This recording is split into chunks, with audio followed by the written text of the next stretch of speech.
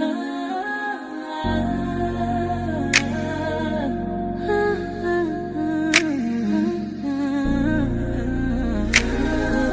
your girl, Soft Rain. Real talk, no filter, no disguise.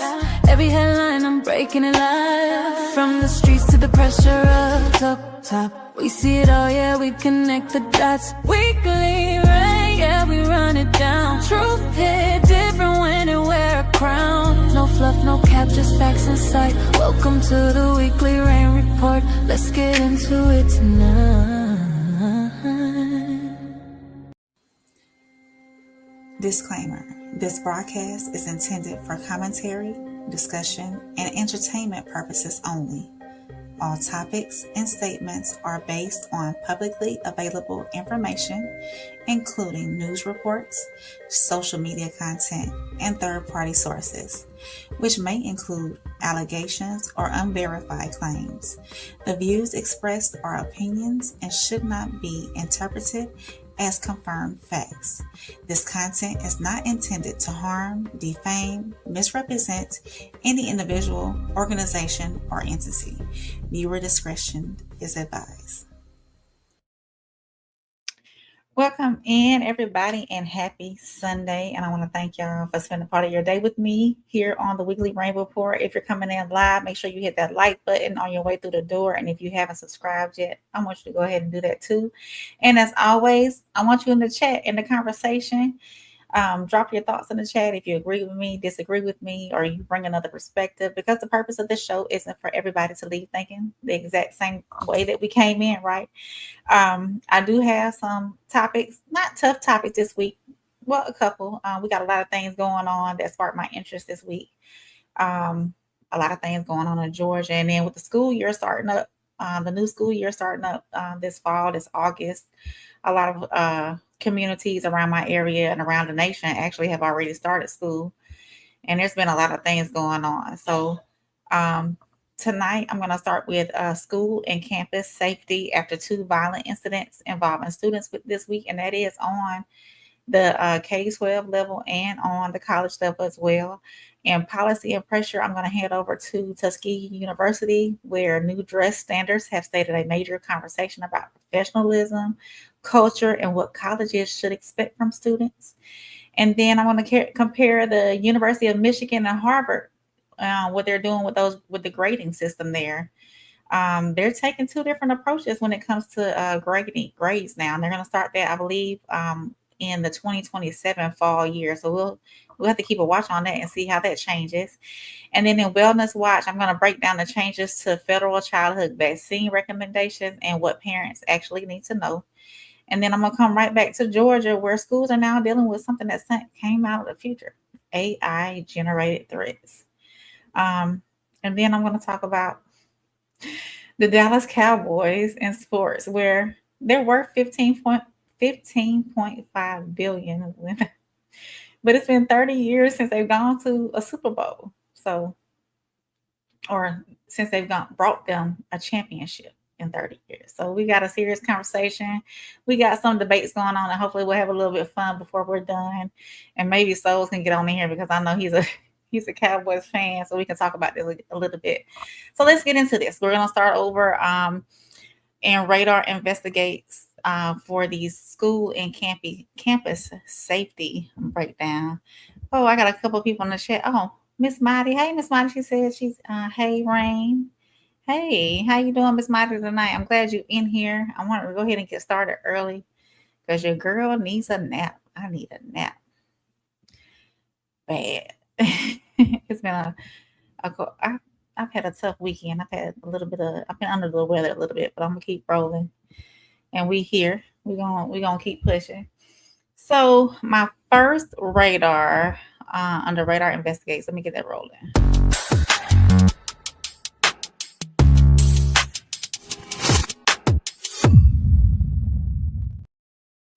So we are starting today with something that has become too familiar.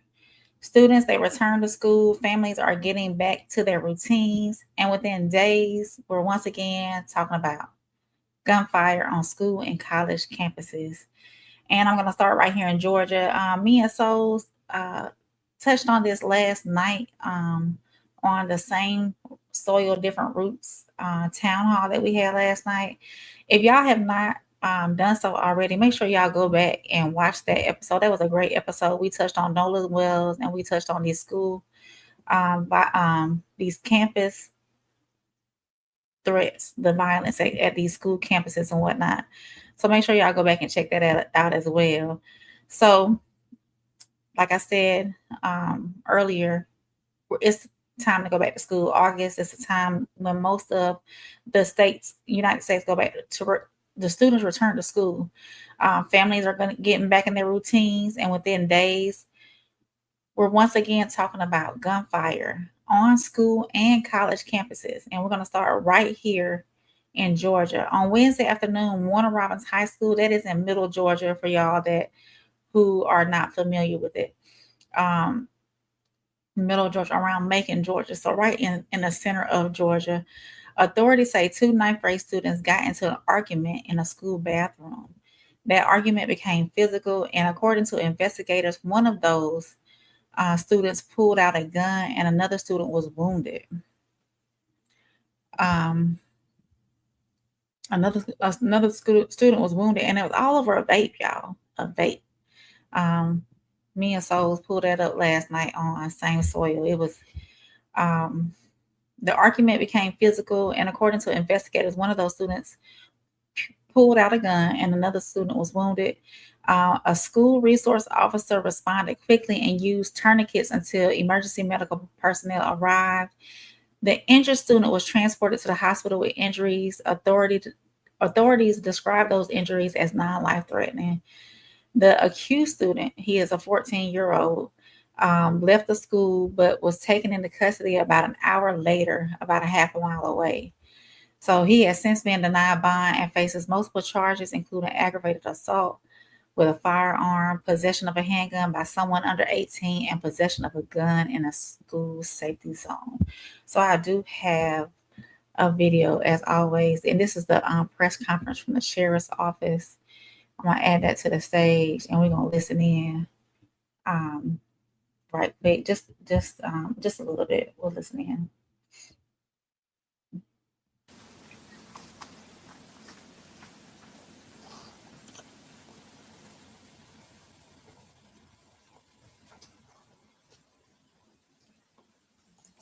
Is everybody ready? All right, good evening. Thank you for joining us here at the Houston County Sheriff's Office in Warner Robins, Georgia. Today, a call that we train for every year happened to come to Houston County. We had a school shooting at the Warner Robins High School located at 401 South Davis Drive in Warner Robins, Georgia. The incident happened about 2:15 p.m. today inside one of the bathrooms inside the main campus of Warner Robins High School. What we know so far is there was a group of students inside the bathroom, and a verbal altercation took place between 2 of the students. That verbal altercation quickly escalated into a physical altercation, and at some point in time, a firearm was brandished by one of the students, and he shot another student and then fled the school on foot in an unknown direction.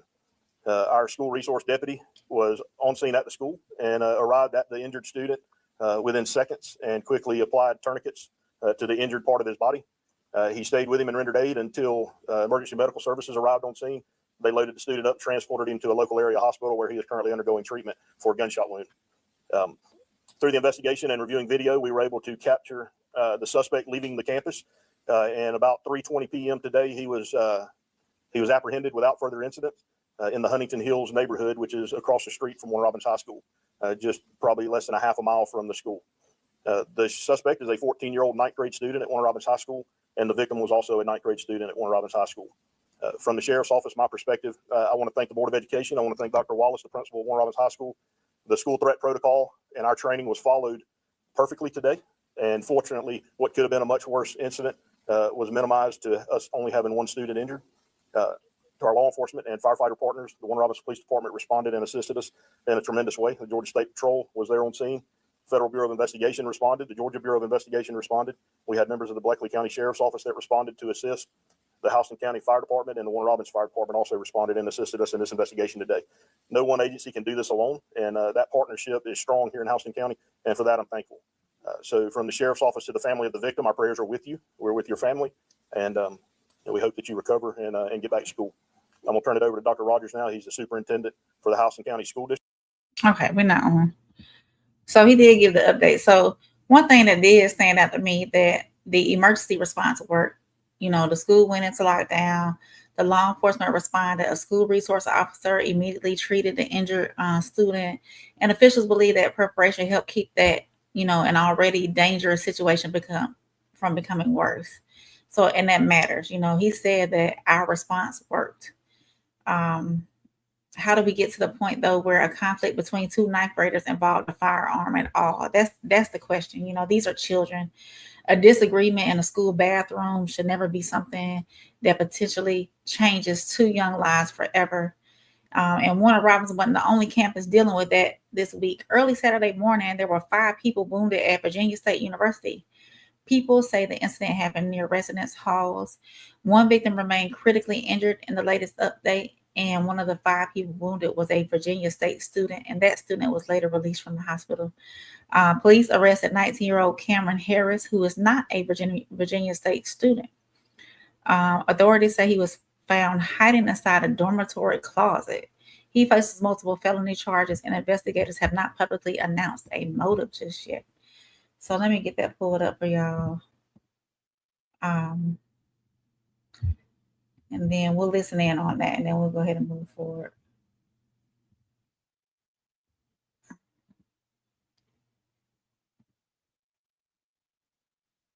Oh, that's moving fast. Add that back up there.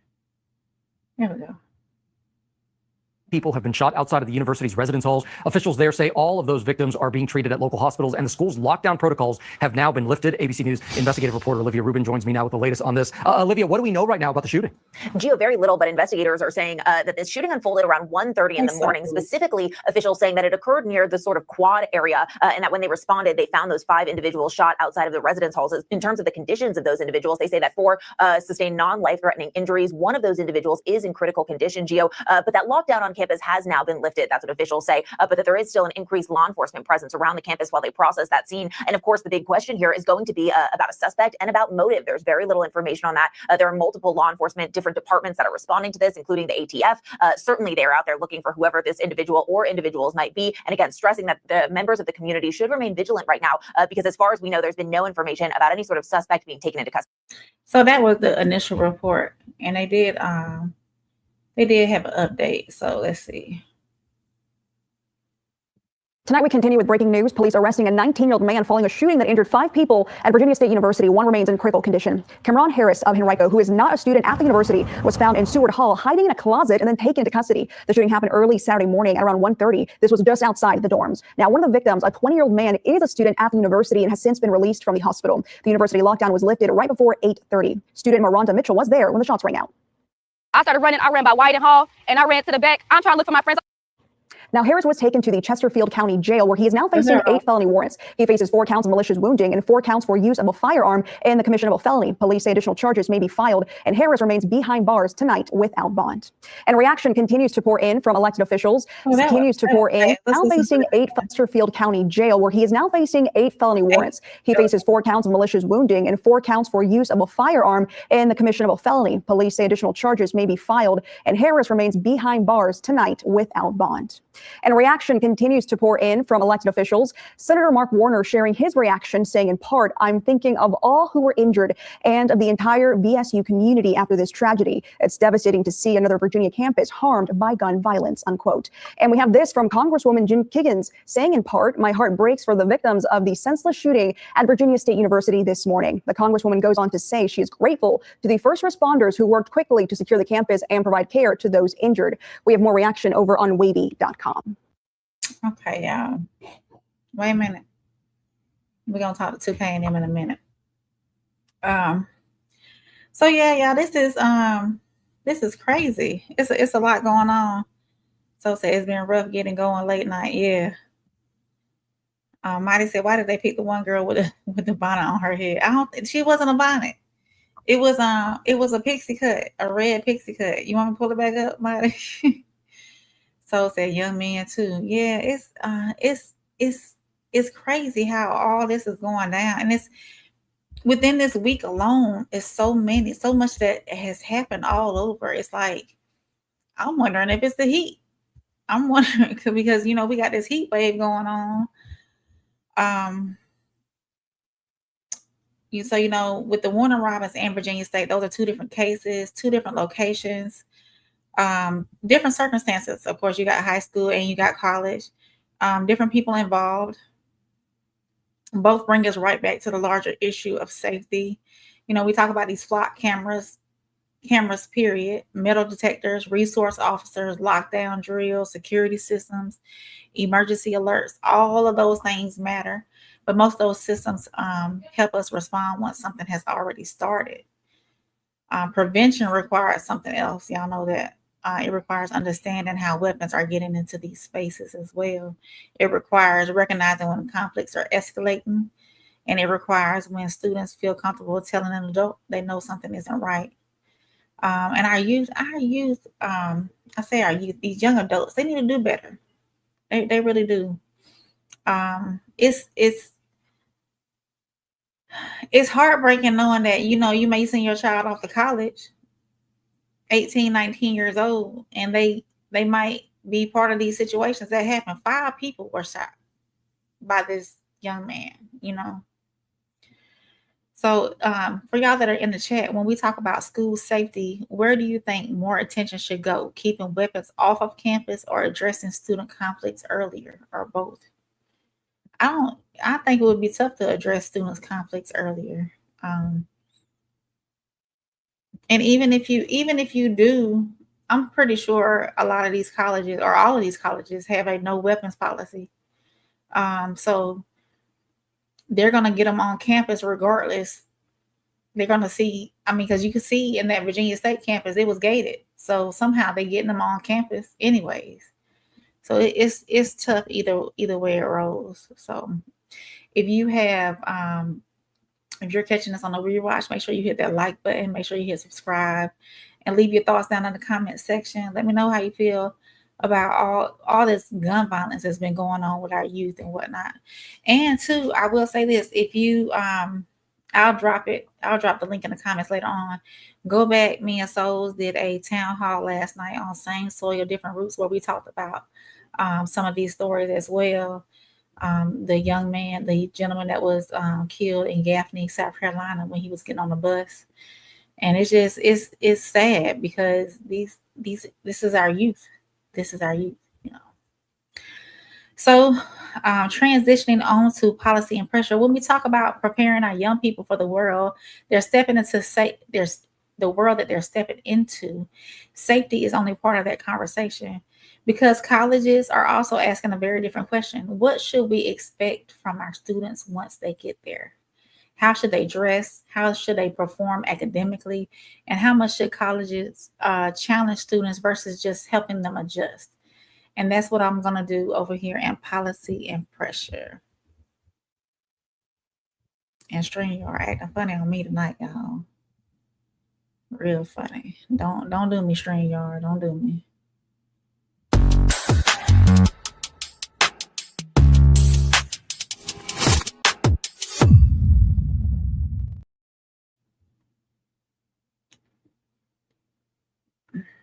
All right, y'all. So depending on which college campus you're standing on right now, the definition of standards may look completely different. So I'm going to start at Tuskegee University.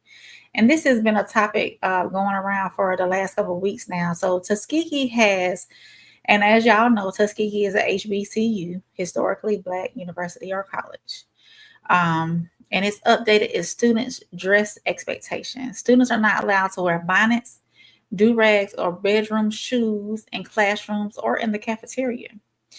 The policy also restricts certain revealing clothing in classrooms, dining facilities, and official university settings. Students are also expected to have appropriate professional clothing available for business meetings, interviews, and other professional occasions. Now, that's something that I agree with. That's something that I really agree with.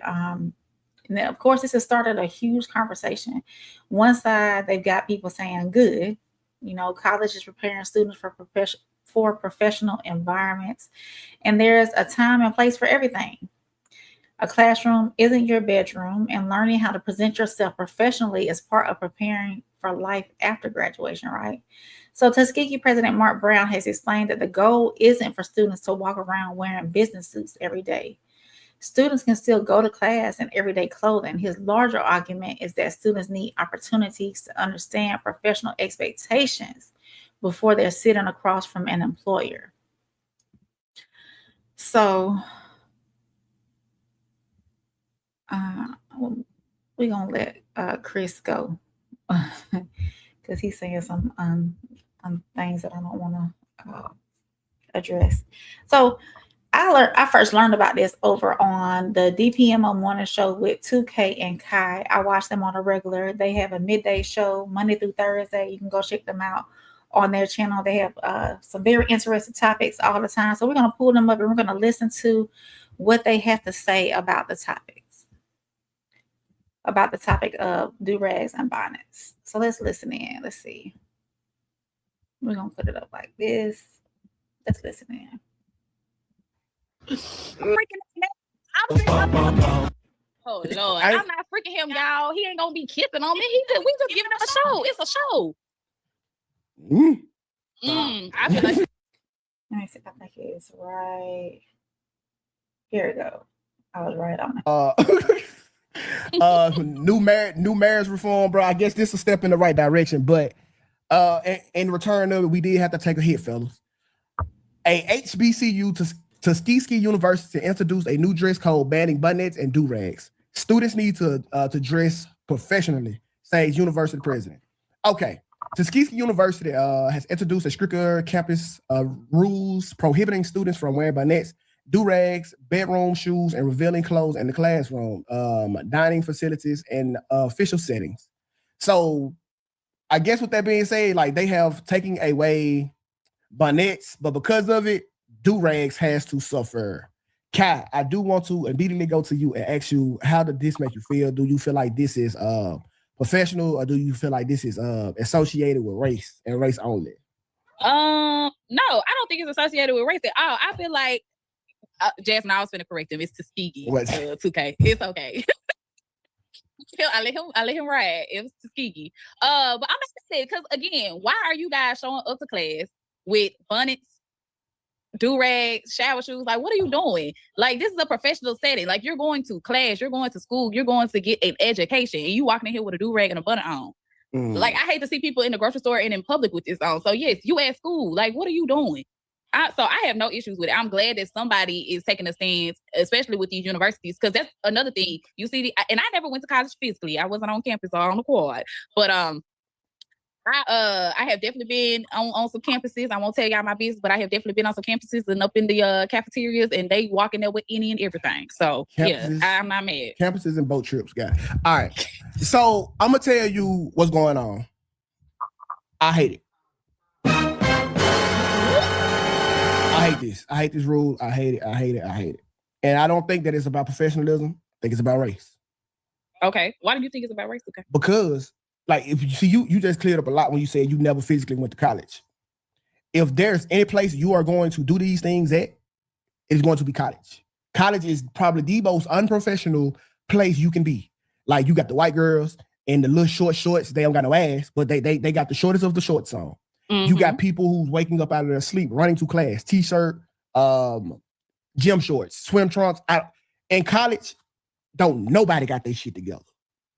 No, that's true. But again, you have to think. But what I'm saying, you can't say that this is about professionalism when everybody else is unprofessional. Now, I don't agree with the bonnets in the classroom. I feel like bonnets is strictly associated with sleep. But people go huh? But the do-rags is okay? The do-rags was a fucking fashion statement for a long time. It was a fashion statement for a long time. Why are we still wearing do-rags and bonnets outside, though? And then also, yeah, a do-rag is no different than a hat. Okay. But again, TSU is a HBCU, so how is this a race thing? Because I think it's... We gotta follow the damn money. But okay, even if it's not a race thing, what they are trying to prove, what up, Courtney? What they trying to prove, it ain't it. Because you just can't stop it at do-rags and bonnets. If you are trying to set your children up for the future and helping that they be successful, everybody got to wear uniforms. People go to class in pajamas. Yeah, that's ridiculous. That's not ridiculous. That's college. Wait a minute. How is that ridiculous? So you telling me you're gonna show up to a job interview in your foot? No, it's not a job interview though.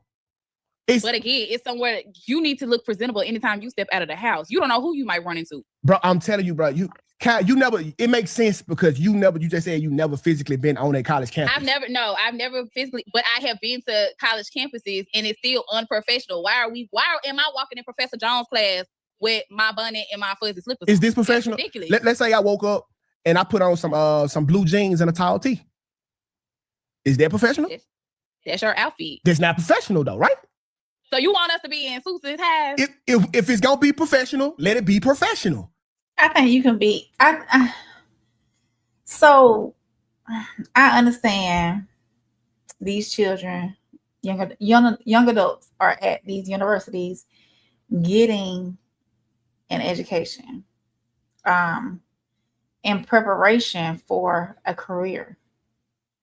College to me is like the first step. No, almost like a second step into becoming, because high school is getting you out there and ready, or getting you ready for it. And then college is getting you like ready, really ready to walk in that job's door.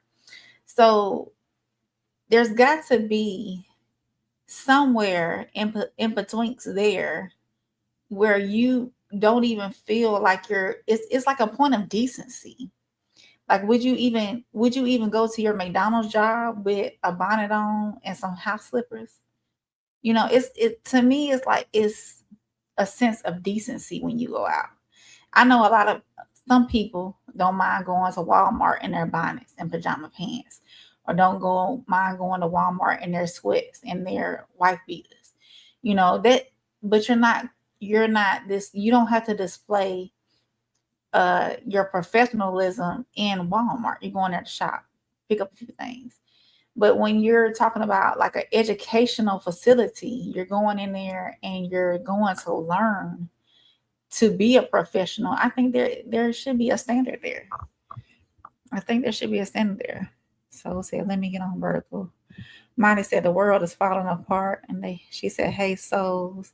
Soul says, I feel it does change the profit they making, and graduation numbers will improve. I feel it does change the profit they're making, and will graduation numbers improve? Do you think it will? You think it will? The graduation numbers will improve if they set a standard on how they come to class? Monty said, I'm one of those people. I don't care what you're wearing as long as you're doing the work and learning something. What does it matter? I don't know. I think there should be some sort of standard.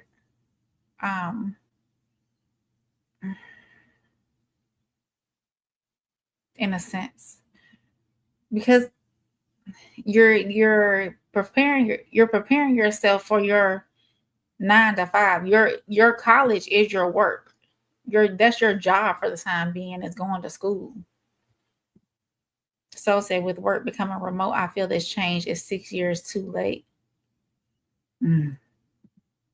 Yeah, kids don't even dress up for interviews no more. They don't. They wouldn't do it. You know what? So they really wasn't dressing up for interviews. When we came out of high school, they were trying, but not as much as they were. So I said, I'm sorry, autocorrect. They both were questions. Oh, okay. Let me go back to it now. If I feel it does change the profit they making.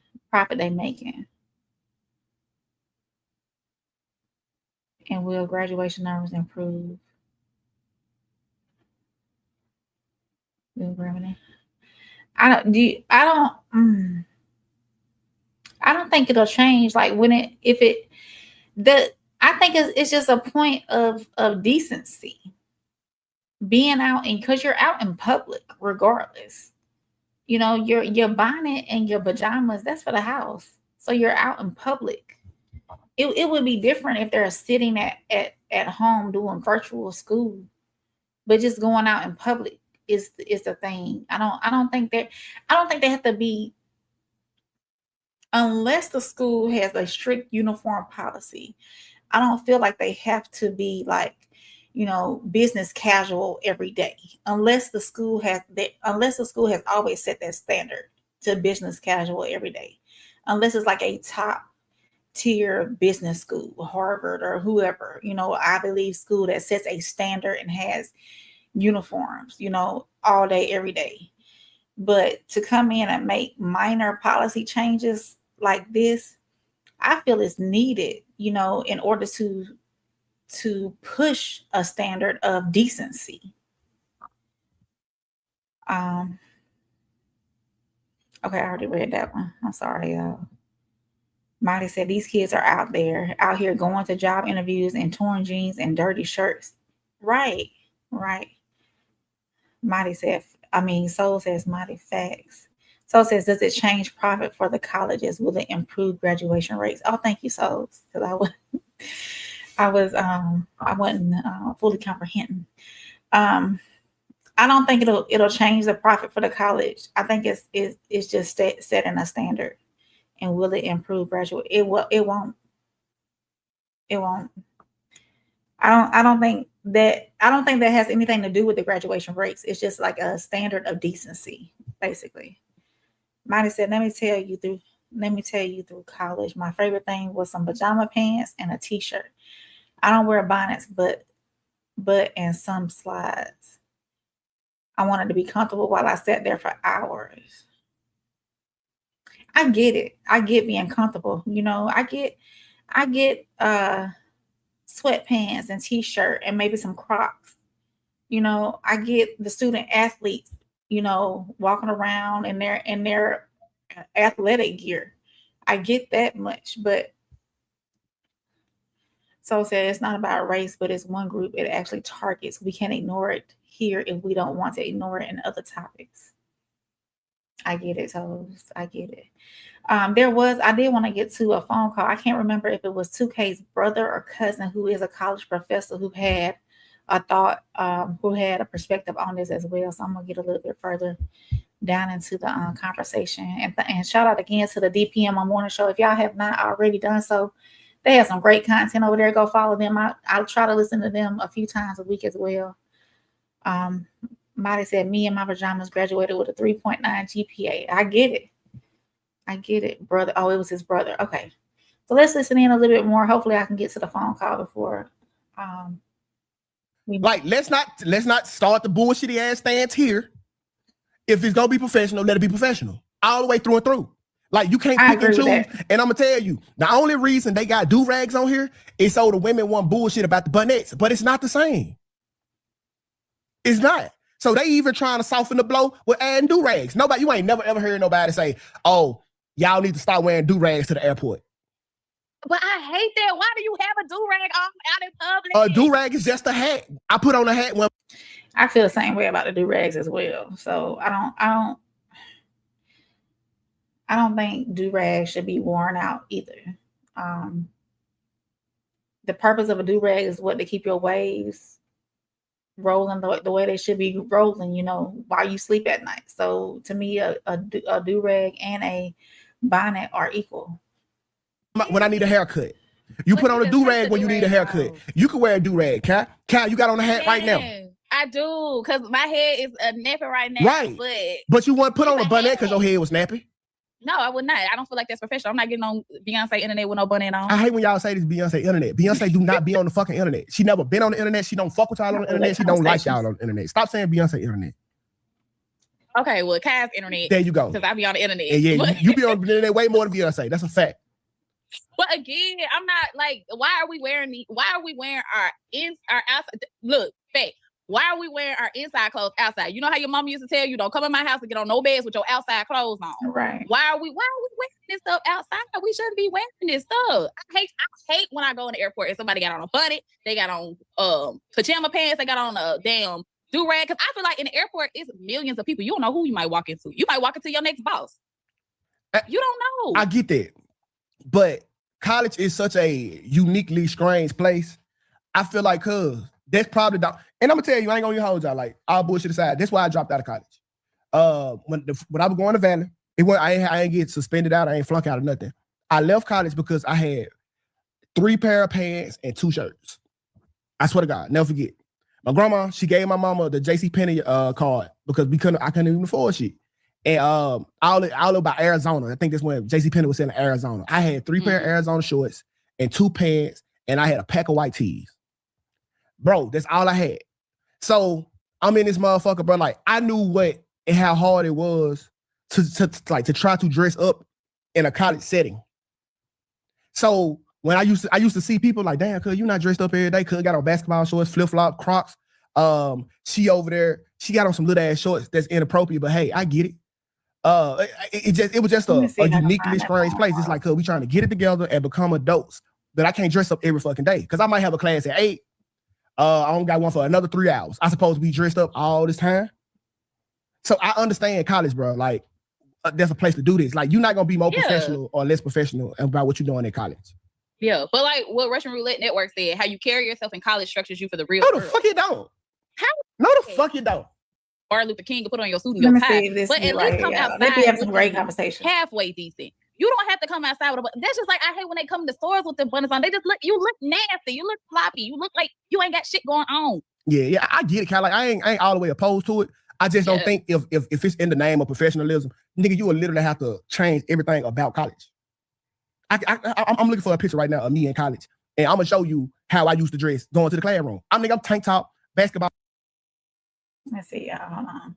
I want to disagree with you because even though you're I think I'm saying right, prerequisite classes, they might not prepare you, but once you get in the classes that are more catered, I think that's what we slip it to these basketball shorts and got. Hold on, y'all. Call in, bro. All right, appreciate you. All right. Okay. Right. I think presentability is the key. Like bag versus the bonnet situation. The reason a strict code and you on that part. Okay. All right. Bye. All right, man. And then you also had to think when you get up at the beginning and you put clothes on, you go outside your door. You have to think. Hello. What's the word, big dog? It's Courtney. What's happening with it, dog? How you feeling, bro? I'm chilling. So I was just listening in on the topic at hand. And so as a person who went to college myself, I 110% agree with you in this aspect because college is not setting you up for professionalism at all. Now, there are one-offs where you have some teachers like the young lady before who called. She said that there are some classes where they enforce that. However, in general, most colleges aren't enforcing a strict code. And across the board, most people aren't trying to dress up for a job opportunity. A lot of them just trying to figure it out. Most of them don't even know what they're going to do in college. So they're not setting themselves up for anything, to be honest. And a lot of times, they don't start focusing on their career until maybe their senior year when they realize they're about to graduate. Their college is about to be over when they got to start taking life serious. So right. That's a uniquely weird time, bro, because you're trying to figure it out. You're going through life every day and you got to like be in these classes. Bro, you're not putting on no fucking clothes every day, not in college. And they don't, my bad. Like, you good. It's extremely limited resources. You don't even know what you're going to eat that night if you miss the calf. Let me see if I can find that. Is that it? I don't get it. I don't get it. Like, okay, and see, you was there for one day, a special event, and that's why I was not there for one day. Kenny, what's up, bro? All right, so everybody keeps saying, first of all, everybody keeps talking about they went to college. This is not a normal college. This is a private HBCU that we're talking about. Okay. And I haven't seen nobody say they went to a private HBCU. I went to a private HBCU. Them people expect you to carry yourself a certain type of way to a certain extent. You're not showing up to class with no bonnets and sleeping pants on. You're not going to be inside no building with a hat on. Them people have a certain standard. And this whole idea of college doesn't set you up for your life. It doesn't set you up for like the real world. How doesn't it set you up? How doesn't it set you up for the real world? You learn how to network in college. You go to an internship in college. You go to college to figure out what you're trying to do in your life. No, that's all part of structuring your life. Like, bro, it's so many people that didn't go to college that do all that shit too, Kenny. That's not college ain't doing it. Okay. Yes, it does. No, it don't. You don't. How does the conversation is getting kind of long, so and I want to move on because I don't want to be here all evening. But with that being said, he does have a brother who is a college professor that said that, if I'm not mistaken, said that he did not mind his students coming to class with bonnets on as long as they did the work. If I'm not mistaken, if we revisit this again, I'll try to be more precise with that. But I'm gonna get to some of these comments and shout out again to 2K and Kyle on the DP. I want to show y'all. Make sure y'all follow them, and because they have some great content over there as well. So I'm gonna get to some of these comments right quick before I move on.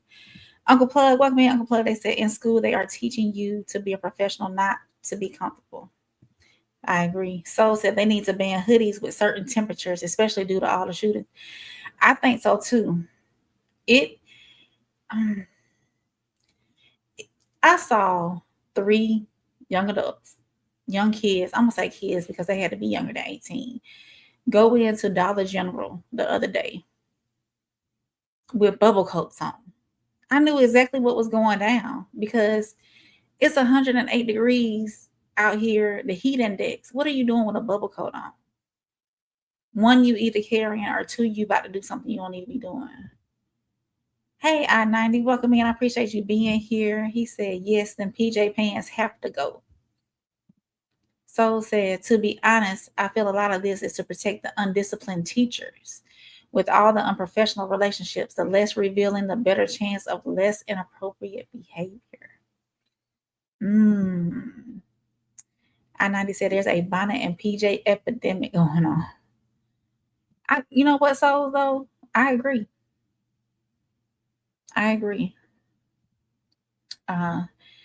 He said it's also been a requirement. They just enforcing it now. Oh, okay. Mighty said, why don't they just ban all the clothes? Just leave everybody naked because everybody banned and want to ban everything. Let people have their own personality. All right, Mighty said we're going to be walking around here naked. We're not going to do that. So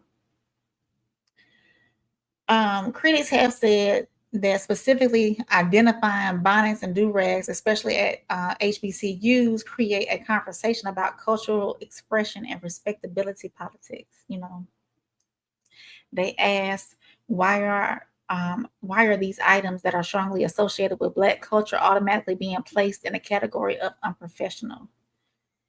But we've discussed that. It's inside clothes.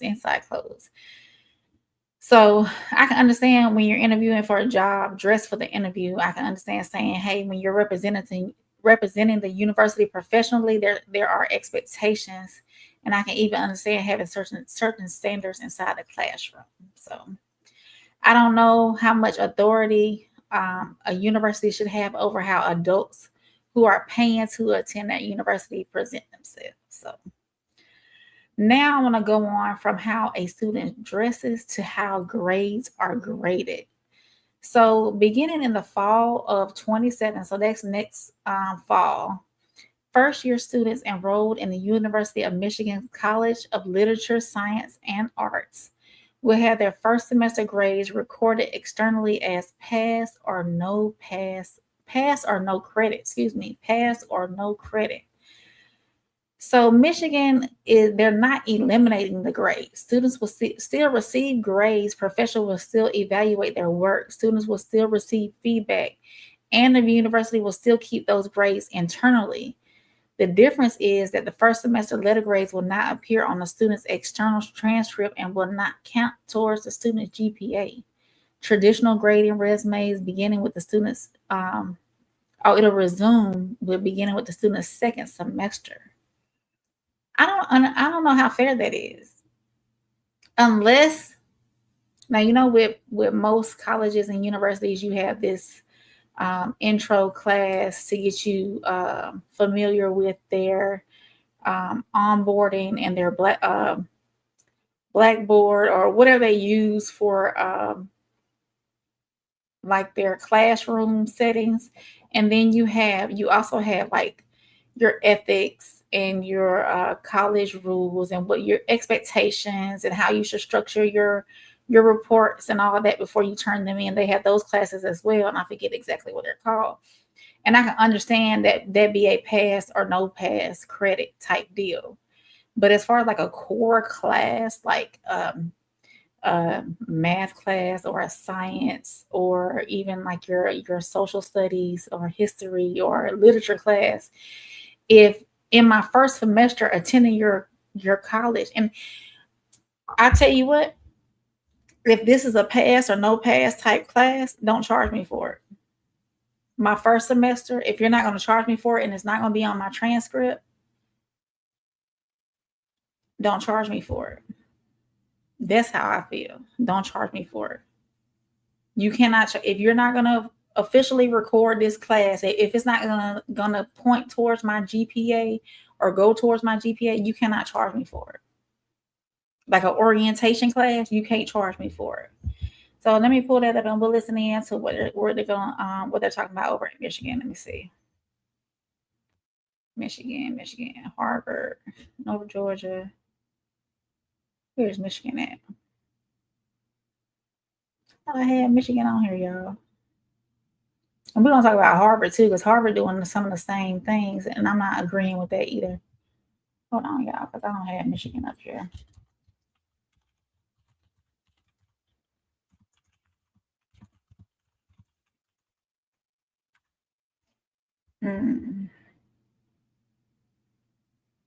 Here, it's a short, so let me pull this up.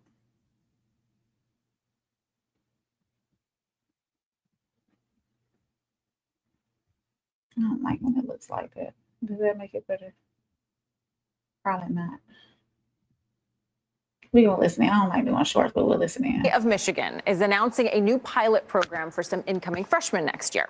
The school says in the fall of 2027, it will not offer grades for thousands of first semester freshmen. Incoming students in the College of Literature, Science, and the Arts, they'll receive a pass or no credit instead of letter grades for the fall. Now, the school says it's doing this to help students acclimate to the demands of college life and, quote, curb the mental health crisis unfolding among college-age individuals. Wait, so that's what they're doing?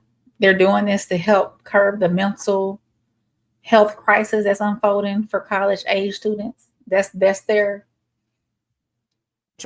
So I don't like it. Thank you, Gal. All right. I think it's a good idea. It helps people kind of ease into college, but I don't like the no credit. Pass or no credit. Let's just say fail. Like, we don't have to be that gentle. Yeah, I don't love this. MIT has done this for years at this point, but I just feel like we shouldn't be easing people into this. Like, provide the resources, the tutoring, but they're going to have to go out and deal with getting a job. They'll do that. They'll do that the second semester freshman year. A lot of people struggle if they're not really prepared for college. I don't know. I think maybe they should take what they call a gap year until they're ready. I just think there's something about having grades. Right. There's stakes. Yes. Yeah. You gotta instead of partying, you gotta go to a class. Yes. Kelly, you partied. Oh, come on. The Harry Potter nerd. Come on. The University of Michigan. So what do y'all think about that? Let me see if I see another right quick while I got y'all. This one's a little bit more detailed. We'll listen to one of the country's largest public universities will soon be doing away with letter grades for some freshmen to protect their mental health. They need time to figure things out. Beginning next fall, instead of getting an A, B, C, or D, some first semester freshmen at the University of Michigan will get only a pass or no credit, and neither designation will count toward their GPA. The university says this will allow students to explore a subject that may not come easily to them, or take a course in a new field without the fear that a low grade may have long-term consequences. I showed up wanting to study chemical engineering. I bombed all of my first year classes. And soon discovered that chemical engineering was not for me. The school says the goal is to help students start strong and curb the mental health crisis unfolding among college-aged individuals. Critics say the university is coddling students. One education policy expert saying swaddling college students does not actually improve their mental health. It creates entitlement. Others disagree. That kind of sink or swim argument about higher education simply doesn't hold water. Higher education should be a pathway for upward mobility for all who enter through this university's doors. Michigan isn't the only school system rethinking what's healthy for students. In Los Angeles, the nation's second largest school district is rolling out some of the strictest limits on screen time in the country as students head back to class today. The new rules call for no screen time at all until second grade. Second and third graders get 20 minutes a day. Fourth and fifth graders get 30. Middle schoolers will soon be limited to 1 hour per class per week. High schoolers, a half hour more than that. Some teachers are pushing back, saying kids need to learn to use their devices responsibly. Others worry the limits will hurt students who don't have computers at home. One of the country's... Well, that's another topic as well, too. You know, they preach about screen time all the time, right? About how much screen time the kids should have. But if they're letting the children have these Chromebooks and doing all these lessons on the Chromebooks, isn't that screen time? Isn't that screen time? I would think it is. I would think it is. I get to some of these chats. So said it's a money grab. It will keep those who normally drop out due to their grades to hold on to invisible hope college grift. So it said college gets paid off of enrollments. So it says, see, I never even knew about this part. I know, right? So when you told me about the grades, I started looking into it and I said, oh, look at this. Look at what missions is doing. So it said military does this called wash out and put you in a lower requirement field, numbers equal dollars. Oh, when you were talking about him where he failed his he wanted to be in a chemist. Isn't that what he wanted to be? The gentleman on the thing. Maddie said, I'm not paying for school. It's not grinding my work accordingly. Maddie said, if you want to cut screen time, start giving the kids work and paper and providing actual books and teaching actual lessons. I think a lot of these teachers, a lot of the newer age teachers as well, they and we can get into this on the next weekly rain report too. I think a lot of the new age teachers depend on the Chromebooks a lot. Instead of being hands-on and teaching them on the board where they can see, I'm a visual person. In order for me to learn something, I learn by repetition, and I learn actually seeing it being done and doing. I learn more so doing it. Once I see it being done, and I have to do it myself, and then if I have to explain something to somebody too, I have to do it while I'm explaining it. I can't. It's hard for me to explain it and not see the process, if that makes sense.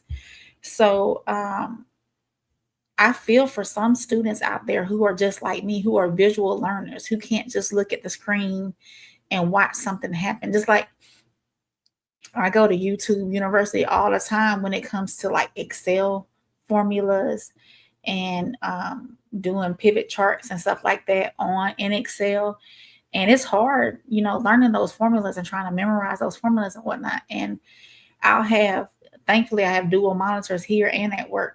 I'll have YouTube University on one side, and the other side, I got my other monitor, and I will go step by step. I'll watch it, and then I'll come back and go step by step by step, the whole process. I'm a visual learner, and I learn with repetition too as well. So I know it's tough for those kids who are out there that are people who are like me, who need that visual actual learning, the actual on hand learning, rather than somebody preaching at you through the screen, So it says they trying to parent the kids who parents don't pay attention to their kids. Education screen time is different than Cardi B. You're right. So I get your point. Uncle Plug said enrollment and tuition. So it says, so moms, do y'all want them to adjust to the times or force old school ways?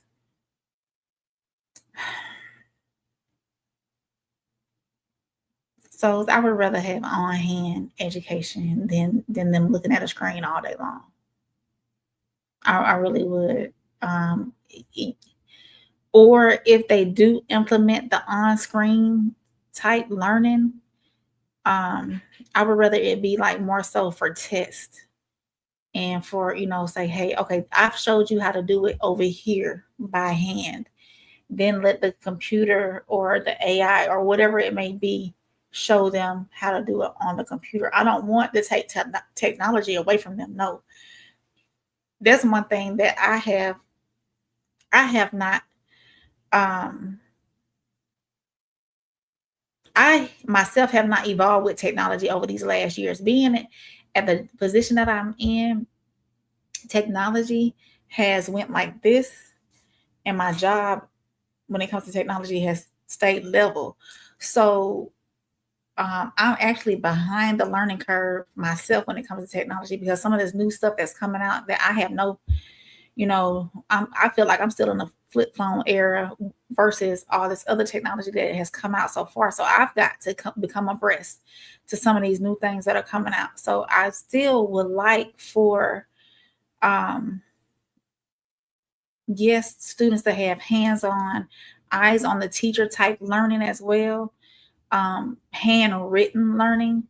But I also won't shy away from screen time learning, as long as it's down to a minimum per class or per subject, I would say. So it said, remember, 568% of teachers now aren't truly teachers. I know souls.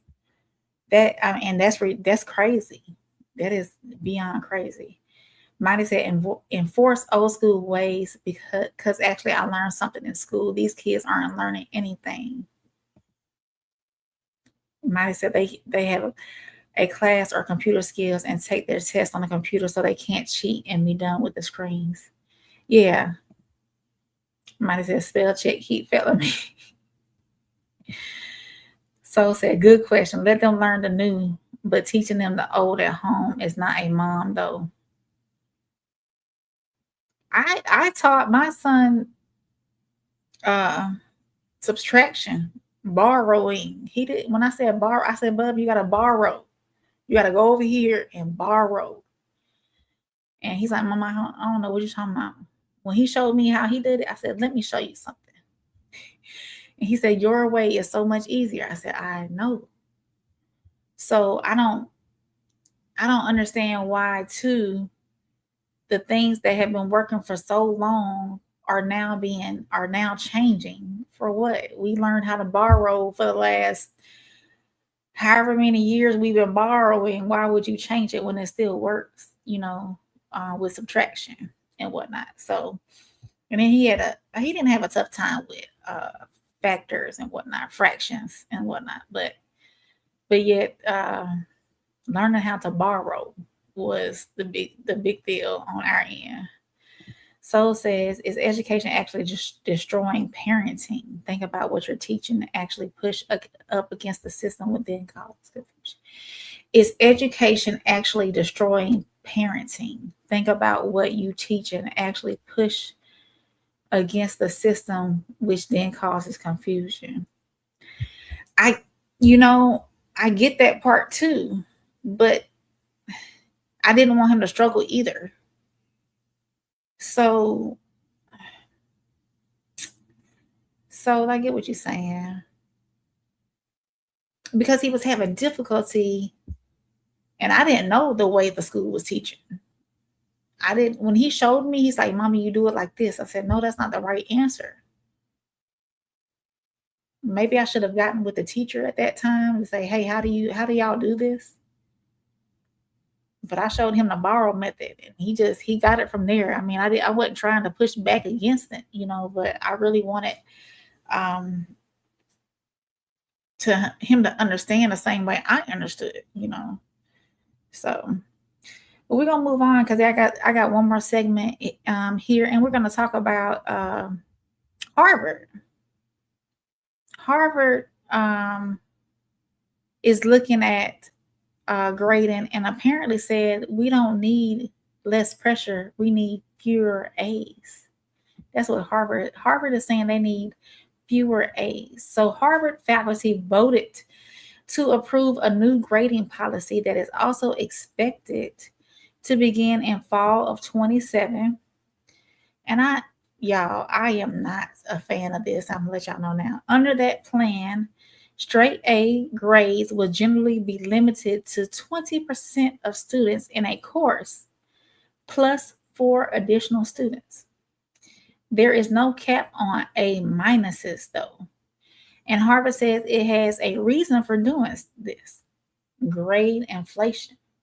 According to the university, flat A's had grown to roughly 2/3 of letter grades, while the median graduating GPA climbed significantly over the past 15 years. So Harvard is essentially asking, is nearly everybody getting the highest grade, or does the highest grade still represent exceptional performance? So let me pull up the Harvard clip and we're going to talk about it from there. Let's see. Because I do not agree with this Harvard clip at all. Hang on, y'all. Let me get it pulled up. Where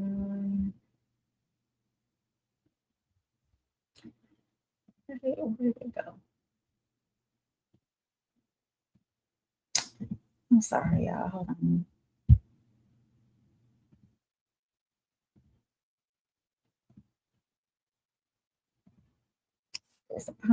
YouTube changed some settings or something because I've been having a fine with my stuff. There we go.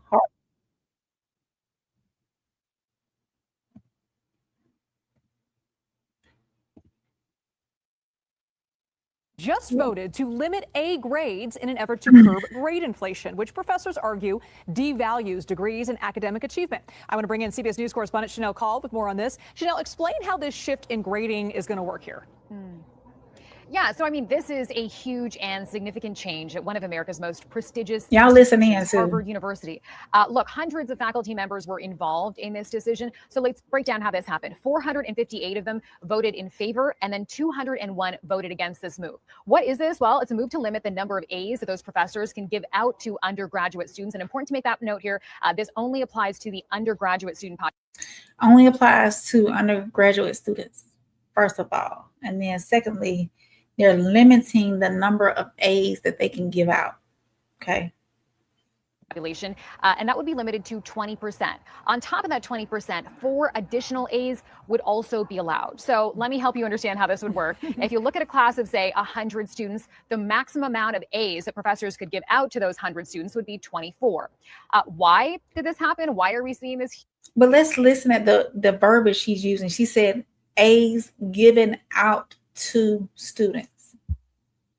I thought we were in class to earn our grades. So what are we really doing here?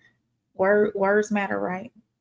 Huge seismic change in grading. Well, grades at Harvard, and other universities as well and colleges across the country have been ticking up in the last couple of decades. And experts are saying, as you noted, it sort of reduces the value of that grade. And we learn more about the incentive behind this for the institution by the subcommittee, the grading subcommittee at Harvard, who actually put this proposal forward, Liz. They sent out a statement that says, for decades, grade inflation has been a collective action problem. Everyone saw it, but no one faculty member could fix it alone. The faculty have now taken a major step to fix it together. We also heard today from Amanda Clay. She's the Dean of Undergraduate Education. She released a statement in the wake of this big vote saying, this is a consequential vote. It will, I believe, strengthen the academic culture of Harvard. It will also, I hope, encourage other institutions to confront similar questions with the same level of rigor and courage. Now, there is another side to this. We just moments ago got a statement from the co-presidents of the Harvard University Association. So they are representing students here. And they said, quote, although we recognize the issue with the status quo, we are disappointed that student voices have not been centered throughout the decision-making process. However, we will continue to fight for students' academic interests over the coming year about how we can best prepare students before this comes into effect. And I should note that new grading policy will take effect during the fall 2027 academic year. Liz? Grade inflation or not, if I got an A at Harvard, I think I would put it in a frame and put it on my wall. I'd be very proud of that A. Exactly. So what I'm asking is, say, for instance, I'm that 25th student in that classroom that has earned an A. Are you not going to let me have what I earned? I don't know if I'm not understanding it correctly. Y'all let me know. But I understand they want to put a cap on how many A's are given. But what if out of 100 students, you have 30 students who actually earned an A? What are those percentages? I guess you have to look and see what the percentages. I mean, are they not, because the grades are trending upward? Are they not? Are we not getting smarter? I mean, what's really going on? I don't know if I'm understanding it correctly, but that's the way I feel about it. Well, I'm gonna get to some of these chats. Soul says, great discussion, peace, seriously. Thank you, Soul. I appreciate that. Mighty said, parents have to help their children learn. It's not up to just the teachers. I agree. But Mighty, now we do have some of those parents who cannot help their children because of their educational level that they had as well. So we got to look at that side too, Supermax says, sup, plug TV in the building, respect. Oh, he says, sup. Oh, okay. Hey, Supermax, appreciate you being here. Hey, Tristan, appreciate you being here. Soul said, this is just showing us that education is not important. So talk to me. If you want to come up, let me know. Supermax said, right as rain. Thank you, Supermax. Appreciate you. Soul said, as I mentioned earlier in content, we don't need school after 8th grade. Yes. And you know what? When I was looking for 2K, the DPMO's segment, because I couldn't remember which segment it was or which show it was on. They went over that as well. K through 8th grade. After 8th grade, you know, unless you're going to be you know, in chemistry or a doctor or, you know, some specialized school for that, or for those type of that industry, especially for those people who are in trade. Now, I'm gonna tell you this too, trades. Okay. Encourage those children who do not want to go the traditional route of being in business, as far as like corporate world type deal, as far as like finances, as far as like I don't know. I can't tell you. I can't tell you the other, like architecture and finance and business and management and things of that nature, or those type of career paths. If your child or anyone who's around you is say, hey, I want to be a plumber, I want to be an electrician, I want to be a train conductor, I want to be, you know, whatever HVAC person, there is money to be made in these positions. I want to be a lineman. There is money to be made in these trade positions. They can go to a community college, get these licenses and work. If that's what they choose to do, then encourage them to do that. Don't push these kids to go off into these business schools or, you know, these other doctor roles, lawyers, and things like that, if what they truly are good at is trade, because there's money to be made in trade. There really is. Tristan said, how you doing today? I'm doing well, Tristan. I appreciate you being here. Thank you. How are you doing, Tristan? Mighty said they need to learn too. Yeah, they do, Mighty, but you got to look at it too, that some people, they just don't have that education, being where they came from as well. Tristan said, what's up, souls? Penny said, that's crazy. You will have biased teachers that reserve A's for who they like. Now that is limited. My point exactly. I could bust my tail. I could earn my A, and then somebody who that teacher favors will get it over top of me. That's what I didn't like about Harvard. Mighty said, my daughter wants to be a veterinarian, so she needs school after 8th grade. I don't believe that in that nonsense. Education is a good thing, but you have to be well-rounded. I understand where you're coming from. Supermax says, so do we need it all? Parents are the realest of teachers. So said, need trade and early college adaptation for ones who want college. So let me ask you this. With your view, and this is good conversation, y'all. With your view, should from 8th grade on, instead of it being high school, should it be college prep or trade? Go to a college prep school that's based in business, that's based in literature, that's based in economics, that's based in law, that's based in your trade, you know, where you have those trades as plumbing, electricians, linemen, automotive workers, construction workers. That way they can go straight from the college prep, the community college prep, or the trade school prep into the prep school when you get to the 12th grade,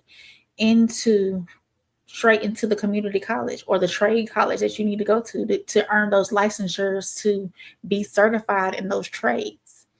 You know, I would encourage anybody, honestly, that did not want to go to a 4-year institution, that only wanted to seek, you know, a trade. By all means, there's money to be made in trades. I have a brother who was an electrician in the coal mines for a long time that made great money.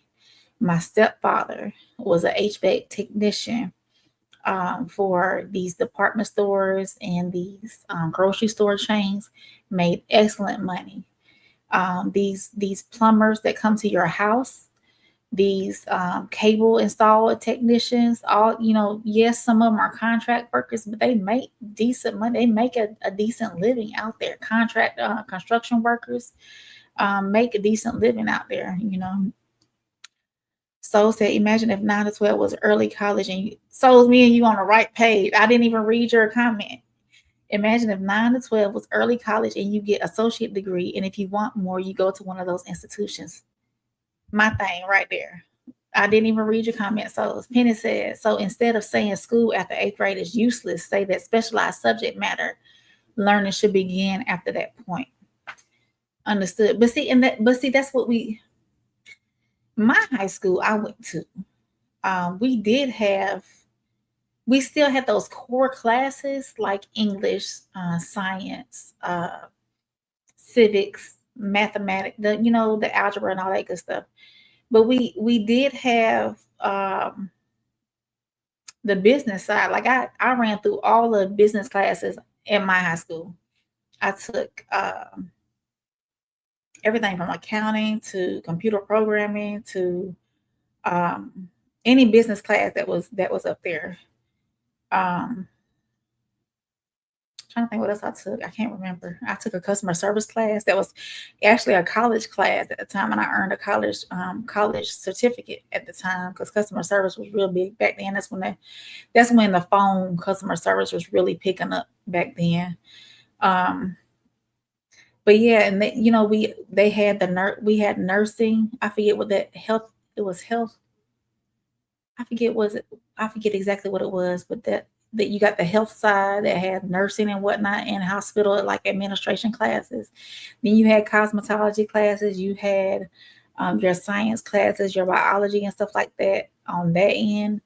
I went to a magnet school, a science technology, mathematics magnet school. And your girl got kicked out of the magnet program after the 9th grade because I was foolish. Only because I was foolish, not because I'm not smart, but I was foolish. But I still graduated with some accolades. So, but yeah, it should, to me, 9th through 12th grade should be specialized into whatever, and focus on more so on whatever career field you're going into, and get rid of most of those. Like after 9th grade, yes, get you some core classes in there that you need specifically for the field that you're going into. But after 9th grade, everything should be like focused on career path. I feel as though that it should be like that. Supermax said, never forget, as a parent, you are teaching your actions. You are teaching your actions are the child's blueprint. I respect that. So said, colleges truly making money off of athletes. It's a multi-million-dollar business, right? Or billion. Penny said, in college prep, high schools, they begin electives and trades and specialized subject matter. Yeah, but not all high schools are like that, Penny. Some do, but not all. Penny said, I have had personal experience with teacher bias based on ethnicity and based on scholastic accomplishment. Yep. Maddie said, Soul said, Maddie got to get the whole view. We only get 200 characters, unfortunately. Yeah, this is a deeper discussion too. And so we can talk about this later or on Same Soil, or we can do it later on something on No Middleman, or maybe. Soul said, Rain, I put it in the chat already. You did. We were thinking alike, so we were thinking alike. Mighty said, my kids' school offers associate degree while they're going to school. You can become a veterinarian, veterinary tech, cosmetologist, realtor, dental assistant, etc., while in high school. Yeah, do all that. Penny said, trades are undervalued and underrated. Yes, they are. A lot of people look at, he's just a plumber, or he's just an HVAC technician, or he's just an electrician, or she.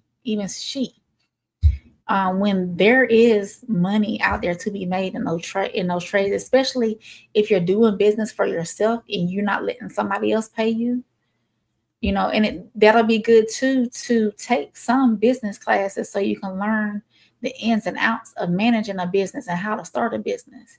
Superman said, unspecialized training beyond the 8th grade is indoctrination, souls with the facts. Soul said, think about this. I retired at 38 off of a basic education. Only one test in Air Force I needed core skills, ASVAB. After that, all tests was career driven and was 6-figure earner. Military is a cheat. I would recommend too, if that child by the 8th or 9th grade did not have any, I'm going to say any path to go on as far as what they want to do with their life. And it's really getting meek. And they're like, I don't know what I really want to do. Pick a branch, any branch. Mighty said, close to need to give more space, and I can get my whole thought off in one. Yeah, I know, Mighty. Yeah, it's tough when you're trying to write in the chat. So said I was literally giving my degrees. Supermax said, plug TV with the importance of the father. Salute. Definitely. Did I miss some chats, y'all? No, I don't see none. I don't see any. Penny said, so military is a cheat code, but it's also balanced by the sacrifice of life you see combat. And some industries don't respect military certifications as much as they should. Might have said YouTube needs to give me more space so I can get my whole thought out. Yes. So said Penny, look at society. People dying on road rage. We saw that last night. And of course, I've been preaching it the whole day. If y'all did not watch Same Soil, Different Route last night because we were on super late, make sure y'all go back and watch it. That was a great episode. We touched on a lot of things. Penny said, Maddie, you better get them words out. Mighty says, so my daughter starts her veterinary and technician associates this year, and my son is starting his cosmetology. That's what you see. And it's a lot of money in both of those. It's a lot of money in both of those. Penny says, so I'm right there with you on the fact you can die in service or just living your life these days. Absolutely. Supermax said, teachers are people. Thinking they leave their biases at home is a setup for the okie doke. Penny said, not everyone is built for the military, though, and I think we will have to redesign education to get the child to think about what they want to be earlier. Yeah. I mean, I think, too, that comes from the encouragement of parents as well. And I think that's why you have some doctors who their parents are doctors, and some lawyers, their parents are lawyers. I think we pass down that mindset to our children as well. I think we have I would encourage our children to be individuals and do what makes you happy, what gives you satisfaction in that sense, do what makes you who you are. Because I will say this, when you find a career field or a job where you absolutely do not mind going to it every day, that's the cheat code in life. You might have some days where you get up and you're like, oh, I just want to stay at home today. Of course, we will have those days. But when you have a job where you absolutely do not mind being there, when you get there, that's the cheat code. That's the cheat code to life. When you find employment that, oh, I don't mind being here. That's the cheat code in life, especially if you don't have your own business, if you're not working for yourself, if you're not an entrepreneur and you do rely on somebody else to sign your paycheck to provide finances for your livelihood, then finding that career path or that place of employment where you do not mind being there for 8 hours out of your work, your day, then that's the cheat code to life. Penny said, and Rain, aren't you supposed to be asleep? I need me a nap. So bad. So bad. So said Penny, military is for everyone now. Trust me, since Obama, the military is easy cheat code and standards are low. Supermax said, at Mighty, can't see your comments, but yeah, YouTube selective. She probably over on the vertical. I think Supermax, mostly everybody is over on the vertical. So if you want to go over on the vertical, you can. So said, my parents went against it until they can see my first home, something they took decades to get. Military is all about sticking to a plan. Let me put I'll put the comments up for y'all in case y'all. Penny said yes, but the military chooses for you with those tests. Gun Show, appreciate you being here, Gun Show, living in your purpose. Penny said, laugh out loud, you're going to stop blaming President Obama for everything. So don't do my president like that. So says, you can cross-train once in. Penny, I did 3 career fields. Yeah, definitely. Penny said, nice. So yeah, thank y'all for keeping the chat going while we were talking about this. Great conversation. So Tuskegee, we talked about Tuskegee, Michigan, and Harvard, right? Tuskegee says we're raising expectations for how students present themselves. Michigan says we're giving first semester freshmen room to adjust accordingly. Not if I'm paying for it, though. And Harvard says we're going to make the highest academic distinction harder to earn. 3 institutions, 3 completely different approaches, but they're all dealing with the same basic responsibility, preparing young adults for what comes next. I don't think preparation automatically has to mean making everything harder. You know, support does matter. Understanding students are adjusting matters. Mental health, of course, matters, but accountability matters too.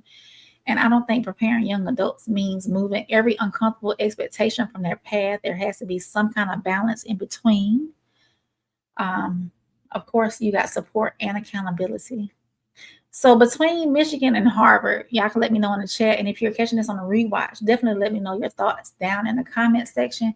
Which approach makes more sense to you? Giving freshmen room to adjust or making academic excellence harder to earn? And on Tuskegee, let me know if they are teaching professionalism or taking the dress standard too far. So now college administrators aren't the only ones changing recommendations. We're going to move over to Wellness Watch. The federal government made a major change this week that could directly affect conversations happening between parents and their pediatricians that are across the country. And whenever we're talking about children's health, I want to slow the conversation down just a little bit. Just explain what changed, what hasn't changed, and what parents need to understand. So let's move into Wellness Watch. Yeah, April. She's sleeping.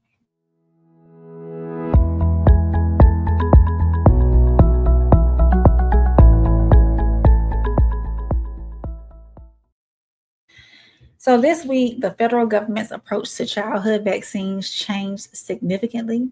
On August the 10th, President Trump signed an executive order establishing a new federal childhood vaccine recommendation. The administration approach places vaccines into different categories rather than recommending the exact same schedule universally for every child. Some vaccines remain broadly recommended. Others are being shifted toward higher risk populations or conversations between families and healthcare providers. The executive order also encourages childhood vaccines to be spread across separate medical visits when feasible, and it calls for eventually separating the combined MMR vaccine, that's the measles, mumps, and rubella, into individual vaccines once those products become available in the United States. So I'm gonna pull that clip up so we can listen to it.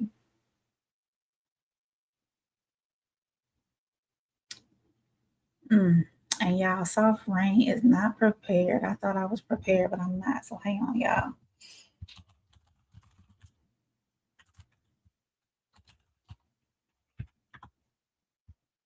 There we go. The Trump administration is. Soft Rain is slipping.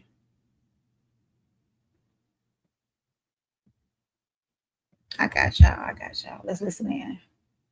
Moving to dramatically reshape the nation's childhood vaccine policy just weeks before students head back to school. A new executive order reduces the number of vaccines recommended by the federal government for all children and encourages states to reconsider their own school vaccine requirements. Gino Vici explains what this could mean for Michigan families. I spoke to medical experts about this new proposed guidance in terms of childhood vaccines and more about what parents need to know moving forward. But the new recommendations do not have any evidence to show that what we're doing is ineffective or unsafe. Lots of reaction in the medical community to President Donald Trump's new executive order referred to as the gold standard childhood vaccine recommendations. Dr. Francesca Wilson, a pediatrician with Henry Ford Hospital, says she believes the current vaccine schedule is very effective. The vaccine schedule we currently have has been developed with lots of evidence, and it's given in a way that it protects children when they are most vulnerable. So the guidelines really aren't going to mandate anything that you have to or not have to do. The president's order creates 3 categories of childhood vaccines: those recommended for all children, those for certain high-risk groups, and those left to shared decision-making. But Dr. Ron Coutu, owner of Express Med Urgent Care, says the new federal guidance does not mean parents are being ordered to vaccinate or not to vaccinate their children. Rather, he says, it appears to be more about choice. What it really does as an overall is to give you more religious liberty and more parental authority and choices in terms of the vaccines. The order also encourages states to review school vaccine requirements and emphasizes religious exemptions and parental decision-making. And with families now facing different federal recommendations, Dr. Wilson says it's more important now than ever to consult with a healthcare professional. Overall, what we need to do is have clear conversations with your doctor, with your pediatrician about what's best for your child. Meanwhile, for Michigan parents, the important point right now is that school immunization recommendations still remain in place unless anything has changed at the state level. In Rochester Hills, Gino BG, CBS News, Detroit. All right, y'all. Well, listen. Oh no, that's too long. I was gonna say we're gonna listen to this, but it's too long. So, give me y'all thoughts on this. What y'all think about the new vaccine recommendations when it comes to what they want to do now? So, those separate measles, mumps, and rubella vaccines are not currently available as individually licensed in the United States. Right now, it's combined together, and that's the only available option right now. Manufacturers have indicated that developing, testing, licensing, and producing new individual versions could take years. And major medical organizations have pushed back against parts of the administration's new approach. Pediatric and public health organizations argue that existing vaccination schedules are based on decades of evidence. And they also warn that spreading vaccines across additional appointments could mean some children receive protection later or potentially don't complete all of those appointments. And all of this is happening while the United States is experiencing a significant increase in measles cases. So as of August 13th, the CDC had reported 2,566 confirmed measles cases in the United States this year alone. A large majority of those cases have been associated with outbreaks, and that's already more cases than the United States reported in all of 2025. So I don't want to, we're not going to talk about pro-vaccine or anti-vaccine because, that's not useful. Parents need information. Parents need to know what actually changed. They need to understand what didn't change. And if the federal government or major medical organizations and your child pediatrician are giving you information that sounds different, make sure y'all ask questions. Ask why something is being recommended. Ask about the benefits, the risks, the time, and all that stuff, okay? So I'm going to get to the chat. Oh, y'all. Hey, y'all. Appreciate y'all being here. Superman said, oh, badness doesn't know how to do that. Turned 54 years old yesterday. 54 yesterday. Happy birthday, whoever turned 54 yesterday. Penny said, appearance matters too. Gun Show said, give them time to adjust. Soul said, I thought the show was done. Laugh out loud. No, Soul, we got one more segment after this. Soul said, Gunshot, what's good? Penny laughing at Souls. Penny said, make sure y'all like and subscribe. Please make sure y'all like and subscribe. Soul said, put my speed back up on Peloton. Penny said, President Trump decided we don't need no vax for school. Gun Show said, what's up, Soul? And Soul said, chilling, man. We was up late. Yeah, we was up late last night. Penny said, Soul's got that Lance Armstrong going on. Do we need to test you, Souls? And I said, no, so we still got to talk about them Cowboys. We got one more segment, y'all. Gun Show said, heck yeah, y'all doing it again tonight. Actually, Gun Show, Souls and Uncle Plug, they have 1181. It's a sports show that will be on not too long after me. I think they're going about 8 o'clock Eastern time. So make sure you go over to the Raw Society Network, and I'll drop those links in the chat in just a little bit, y'all. And go over there or go over to Souls of Thought, his page, or you seen Uncle Plug in the chat, or you can go to his page as well. They'll be live on all 3 pages doing their sports show. 1181 Pressure Plays. It's the best sports show on earth. So make sure y'all go over there and see them later on this evening. So said Penny, it's actually a positive for parents of special needs children. It's some vaccines that held back services for some. Oh, yeah. So you know what? We can talk about that too. Mighty said, y'all need to leave my Cowboys alone now. So said, Mighty, we win in the Super Bowl.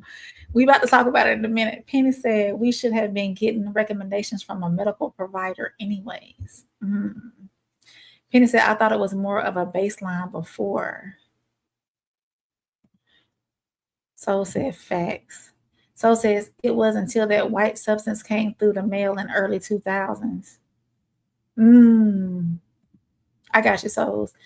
Superman, y'all say the Cowboy conversation. Save it, y'all. Superman said Cowboys died when they stopped the history of blackness. Sorry, Souls, I'm knowing how much Shreve Oyster loved them. Penny said that and in Michigan. Mighty said, leave the vaccines the way they are. Superman said, sorry, so Shreve Boisier got nothing but love for them. Y'all hold off on that. Penny said, I'm with Maddie, except in cases of special needs and medical sensitive kids. Definitely. So said, no, I'm not trying to cause friction, just adding to. Superman said, but the Cowboys when they denied their black history. All right, y'all. So, I don't know how I feel about this too much. I know that some vaccines are needed to help prevent the spread of certain diseases, especially like with the measles and whatnot. I haven't dived deep into the after effects of some vaccines. So I know some people out there who are religiously against it. Some people out there who are against it because of different studies being done. I do know that we need to, just like we have a personal, your health, and I've preached this before on No Middleman on my show, or anytime we talk about health, your personal health is personable to you. So if you ever come across a medical personnel who does not treat your health care journey or history or anything that you got going on with your health as personable to you, they're not doing what you need to do. You need to speak out and find you another healthcare professional that will be there for you, because it's personal to you. It is you. That's who you are. So, social media should not be your child's pediatrician, and neither should somebody sitting behind the microphone, including me. So y'all make sure y'all do your own due diligence, do your own research on this. And let me know down in the comments section if you're catching this on the rewatch. When health recommendations change, what information do you need before you feel comfortable making a decision for your child? I'm gonna get to some of these comments right quick, and then we're gonna move on to the last segment where we're gonna talk about these Cowboys for a few minutes. So says Superman, we love them boys. We closer to Texas than New Orleans. Superman said, mine not getting vaxxed, period. Penny said, and chicken pox. Right, Penny. Gunshow said, no lie, fasting heals the body. Absolutely. I agree, Gunshow. Whenever we're ill, and a lot of people don't notice this, but whenever we're ill, the first thing happens is we lose our appetite. That is our body's natural way of telling us to fast. Our body's natural way of telling us, hey, don't put nothing else in me. Let me repair myself first. Now, I understand that we need nutrition in order to heal as well, but don't be doing no extra. Make sure you stay high. I'm not saying not to put anything in your body at all, but make sure you're doing your hydration. Make sure you're getting some nutrients in while you're going through the healing process. But naturally, when you come down with the flu or a cold or some kind of intestinal illness or some kind of infection you may be going through, you don't have an appetite. Naturally, you don't have an appetite. So that's nature's way of telling you don't eat fast. But in doing so, make sure you stay hydrated as well. So that's just my personal opinion. I'm not giving medical advice. So Penny said they need a shot for the lice for them fair-skinned kids that don't take showers. Listen, I had a friend, speaking on this, I had a friend back in the day. She had kids, and actually she was Hispanic, but Hispanic and white folks, they tend to have the same hair textures. Her daughter ended up having them. And I was so mad that she cut that baby's hair all off. Because there's treatments, you know what I'm saying? I don't think that she wanted to do the work to treat the hair. But yeah. And you know what? Every time, I'm gonna tell you this, because y'all know my son, well, for those of you who don't know, but my son is biracial. And he has black hair. He has black hair, afro hair texture. I'm gonna say it like that. Okay. Those times in the last couple of years that we've gotten those letters home saying, hey, we've had an outbreak of lice in the school. I've been thankful that his hair is short. He likes his haircuts. He is real. He's got to get his haircut, y'all. Every 2 weeks. He sits in that barber's chair. He don't play about. Listen, he's only had 2 barbers the whole while he's been here on this earth, and the only reason why he changed barbers is because the other barber moved out of town, and he hasn't been back. His first initial barber moved out of town, so he's serious about his cuts, and I'm so thankful that he has that afro hair texture. It's not 4C, but it's curly, and then we have to keep it moisturized and whatnot. So y'all, I'm thankful that he had, that he didn't get those lice as well. So Superman said, naturally telling you no more garbage, please. Yes, basically that's what your body's telling you. Don't put nothing else in me. Gunshow said, haven't had the flu nor fever for over 30 years. That's what I'm talking about, Gunshow. Staying healthy. Penny said, Rain, you better put oil in your hair. I have to put a little something in there. It be dry. I moisturize my hair, but us YT people, we can't put oil in, because if we do, then we have to keep the oil away from it for the most part. And in your baby hair now, yeah, we keep it moisturized. Superman said, Penny, no washcloth or red flag. No, we use washcloths around here too. Mighty said, Gracie's kids' hands. Superman said, 333, livest chat for real. Y'all cheer me up when I don't even know I'm down. Penny said, lights don't mess with hair with oil in it. Yeah, they don't.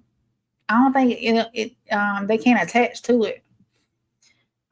Maddie said, grease your children's scalps. Absolutely. I agree, y'all. So we went on from vaccines to life. So I appreciate y'all being here for that conversation. Make sure you hit the like button, subscribe, and if you're catching this on the rewatch, make sure you leave your thoughts down in the comment section. And then we're going to get over to our last segment after I read Supermax chat. It says, the anti-oil science is crazy for real. Yeah. So, and from one issue affecting parents and children nationwide, we're bringing it right back home to, oh no, I got 2 more segments for y'all. Y'all, wait a minute. Dang. I thought I had 1 more segment. I got 2 more segments for y'all. So we're going to make it quick. So This is hometown rain, y'all. I'm gonna pull this up. Let's see. Hometown rain, y'all.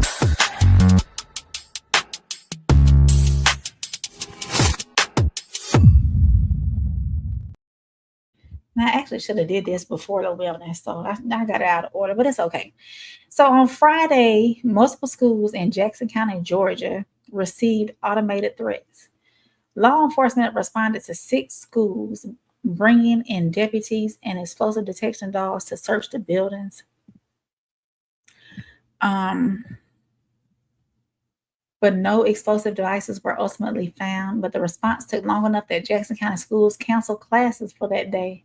A similar threat was reported in Cherokee Bluff High School in Hall County. Students there were evacuated while the building was searched and before eventually being allowed back inside. Investigators believe the threats may have been generated using AI, artificial intelligence, and may have been originated from outside of the counties. And state and federal agencies have become involved in the investigation. So let me pull up that video and then we're going to move forward. Hold on one second.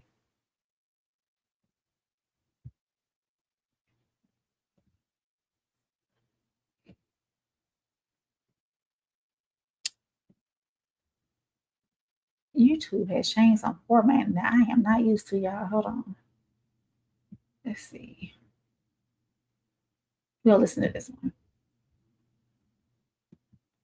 In North Georgia, Hall County says it was forced to evacuate students at Cherokee Bluff High School this morning, and Jackson County decided to play it safe by canceling school district-wide. 11 Alive's Grace King shows us what we've learned so far. In Jackson County, the threats began before dawn. It does appear like it's an AI-generated robo-type call, but the specifics of it we're working on right now. 6 of the district's 12 schools received messages of possible bomb threats, which put the district on high alert. Law enforcement worked with their partner organizations, and a number of different county officials and city officials came to help, brought bomb dogs, brought other resources into our community to help search those schools. With such a large footprint to clear, the district decided it was safer to cancel classes for the day. The sweeps took nearly 5 hours. A lot of manpower, a lot of resources. That's why these type calls, as aggravating as and disruptive as they can be to a community and the school system and to first responders in general, you just have to take them serious. And we dedicate all the resources we can to do that. The same type of threats also hit Hall County. At Cherokee Bluff High School, students and staff moved to the stadium while law enforcement searched the building. We've just been cleared by law enforcement to bring students back in. And as a matter of fact, here come the first of those students and faculty members right now. The district say state and federal authorities are helping them track down the origins of those calls. They hope those responsible will be held accountable. There's a lot of kids that wanted to be in school today. There's a lot of teachers that want to be teaching today. There's a lot of principals that want to be leading. And it's really sad and unfortunate in society that we have to deal with situations like that. And it's really infuriating. In Jackson County, Grace King. So what do y'all think about that? I know there's another video. Let me see. I got another video in here too that I looked at.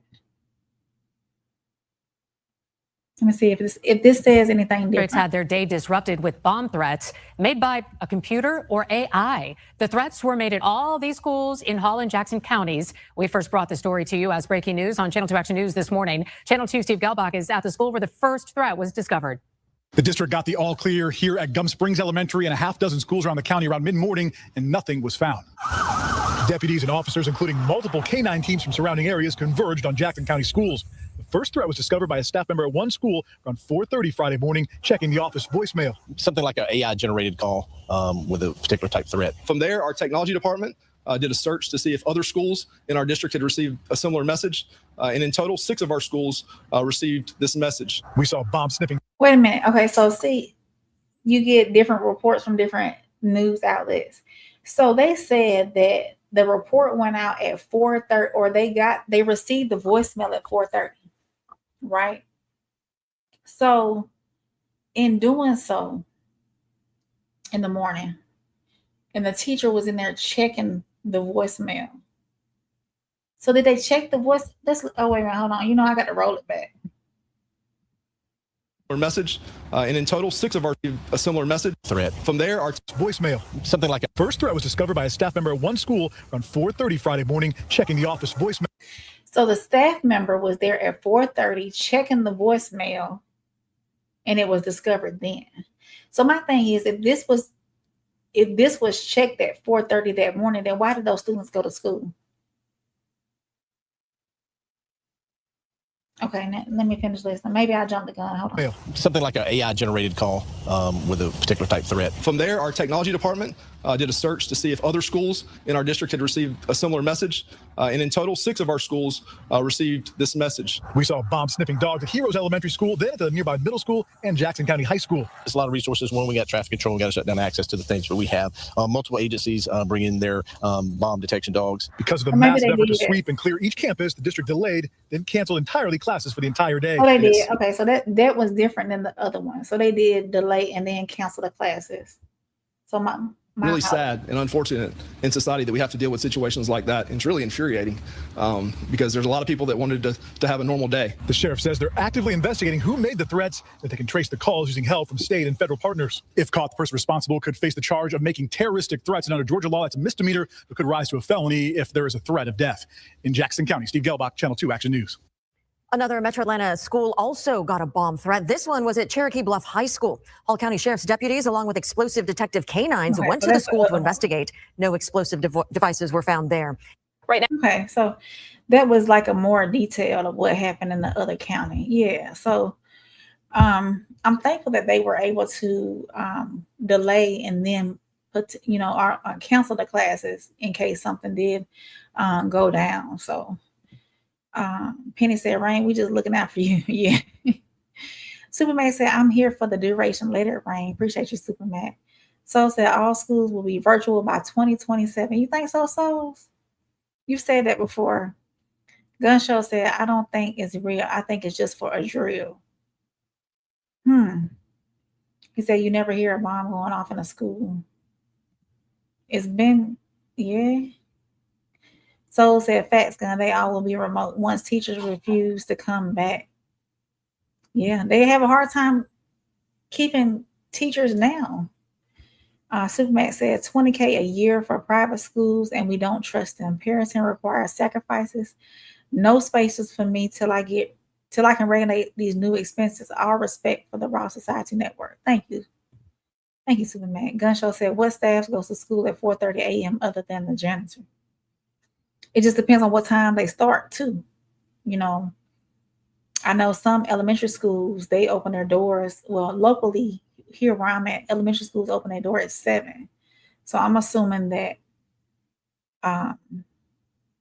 janitors or cafeteria staff may need to come in. If it's 7, they start serving breakfast at 7:15. What, an hour and a half? So 5:45-ish. 5:30-ish, they would need to be in the school to start their breakfast. I'm not for certain how that goes. Superman said that's Super Chat's autocorrect hates me, and yes, we in ATL. All right then. Yeah, so every day as a parent, I get reasons to homeschool my child, but unfortunately, my child, fortunately, does not want to be homeschooled. I asked, if it comes down to it, and we have to. But I did speak with my child about homeschool. He said, "No, mommy, I want to go to school." He actually enjoys school. So this threat may have been fake, but law enforcement doesn't have the luxury of assuming that they can't hear that, hey, this sounds like AI, or say, okay, never mind. They have to respond to it as soon as somebody could actually be in danger. Think about everything that was disrupted. Students, parents, teachers, those parents who needed to go to work that day, classes, law enforcement, taking their resources from different areas, K-9 units, administrators, emergency management resources, all because somebody may now be able to use technology to create something believable enough to trigger a massive response. And this is a side of artificial intelligence that deserves a much bigger conversation. We spent years asking, can AI write an essay? Can AI do homework? Can AI make a picture? But AI can also mimic voices as well, generate realistic messages, impersonate people, create convincing images. and videos. We've seen that. We've discussed that here on the Raw Society Network, No Middleman, all that. And potentially allow someone to create widespread fear without ever entering the place that they're targeting. The threat may be fake, but the fear is real. The evacuation is real. The lost school day, they lost a school day. They're going to have to make that up. Police response is real. Allocating those resources, something else could have went down. And they could have been redirecting or what do you call it? What's the word? Y'all know my brain ain't working right now too much.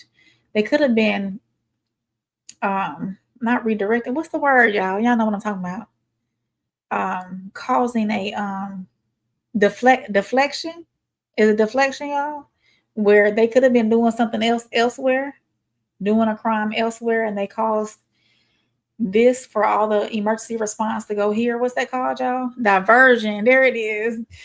There it is. Those listening, diversion. A diversion. They could have caused a diversion of something else could have been going on elsewhere. Now you have all these law enforcement resources here over at the schools, making sure the schools are all right. So that could have been going down as well, you know. Superman says school food is scary. Yes, it is. It is. Mighty said COVID taught me that homeschool is not for me and mine. I understand. So said lack of fathers make us have to put our kids into these environments. So said women having to work. School is the new daycare. I understand. So Superman said asking is momming. Back to Plug TV. The father presence critical. When we said diversion. Yep, diversion. Gun Show said the best drill is a live drill. So said Rain is a college graduate. I am. I do have an associate's. And I have a couple certifications up under my belt too. So said C school is a game. Laugh out loud, man. All right. So I think in my old age too, and my brain is and a lot of assuming. I mean, Jesus, April, y'all, rain. Ooh, I'm just gonna say I'm tired tonight. Y'all. That's all. Someone's laughing at me, so I got you. I'm in 10 group 2, right? I'm telling you, souls. I'm telling you, it's I'm in the group. Yeah. Where you get it, souls? We college graduates. But yeah, y'all. So I don't know. We just got to make sure that we pray every day for our students that's going out here in public to these private and public schools. Whenever we pray that whenever our kids are not in our eyesight, that whomever is around them can protect them and God can cover them and make sure that they come back home to us every day because we know what's been in the news. So Super Matt said most indoctrination, be careful of a proper education. All right, Matt. So I want to transition to my last topic of the night, to sports. So we're going to move on over to the sports segment right quick. And so you owe me. So you said you was going to help me with my segment because you said it could be better.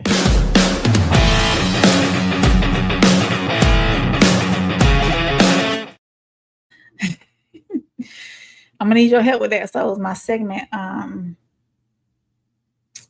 Thingy. What do you call them things? You know what I'm talking about. The segment introducer thing. So you said you're gonna help me out with that. So of course we have covered some heavy ground today. School safety, college standards, children's health, artificial intelligence. So I think we deserve to finish with something that we can argue about, laugh about, and hopefully still be friends when the stream ends. And I already know one particular fan base is about to get mad at me, maybe. But this fan base, y'all know who y'all got. Okay, the Cowboys fans. So come on in. It's time for sports. So the Dallas Cowboys, I ran across this article. The Dallas Cowboys are now valued at approximately $15.5 billion. That's with a B. $15.5 billion. And according to the latest NFL franchise valuations, Dallas remains the most valuable team in the league, right? Their estimated value increased approximately 21% in 1 year. So I'm not trying to cause no trouble, but the Dallas Cowboys have not won a Super Bowl since January the 28th, 1996. 30 years, 30. And somehow their value just keeps going up. So I read an article about this, and I looked for a video, and I didn't want to get copyrighted, y'all. So I found this one video, and we're just gonna listen in a little bit. And then Souls, I see y'all already going in the chat. Souls and Mighty, any Cowboy fan can go in on the chat if you want to. I'm not here. I'm here just to talk about the dollar signs, okay? And we're gonna go over some of the top 10 most valuable NFL teams before I get up out of here. So let me pull up that. I'm gonna pull up that video right quick. Let that sink in for a second. That makes them the single most valuable sports team on the entire planet. Real Madrid, behind them. The New York Yankees, not even close. But here's the absolute crazy part. Back in 1989, this exact same team was losing over $1 million every single month. They were dead broke, bleeding cash, and heading straight for bankruptcy. So how on earth did a dying football franchise turn into a $15 billion goldmine? Enter Jerry Jones. In 1989, this crazy Texas oil man drops $140 million to buy the Cowboys. Everyone in the sports world thought he completely lost his mind. I mean, paying that much for a team that was losing $1 million a month? It sounded like commercial suicide, but Jerry didn't care. Right off the bat, he pulls off the most legendary trade in NFL history, the Herschel Walker trade. He flipped one star player for a mountain of draft picks, completely rebuilt the roster, and boom, the Cowboys won 3 Super Bowls in 4 years. The team was unstoppable on the field, but Jerry was just getting started with his real master plan. See, back then, the NFL had a strict rule. All 32 teams had to split their merch sales and big sponsorship deals equally. Every team got the same slice of the pie. But Jerry Jones hated that setup. He wanted the whole pie for himself. So in 1995, Jerry went rogue. He bypassed the league entirely and signed massive exclusive stadium deals with Nike and Pepsi. The NFL was furious. They literally sued Jerry for $300 million. But Jerry didn't back down. He countersued them right back for $750 million. In the end, the NFL folded. They settled, and Dallas became the only team in the entire league allowed to sell its own merch and keep 100% of its local sponsor money.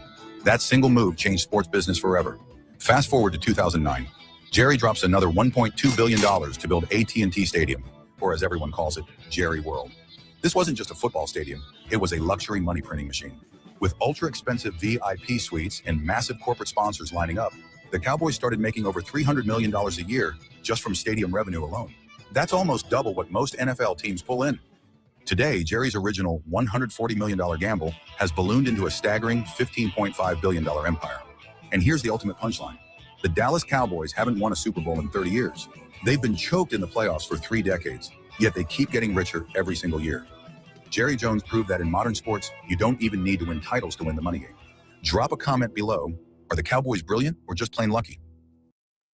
All right, y'all. Shout out to this. I'm gonna hit subscribe since I use their stuff. But Evolve Score. They got a few videos on their page. Numbers, rankings, and history told through data. So shout out to them. They got a few videos on their page. I wanted to use their content. Appreciate y'all letting me use your content. But yeah, y'all. So what y'all think about these Dallas Cowboys? I know I was gonna get a lot of comments on this because we got Souls in the chat who is a Dallas Cowboy fan.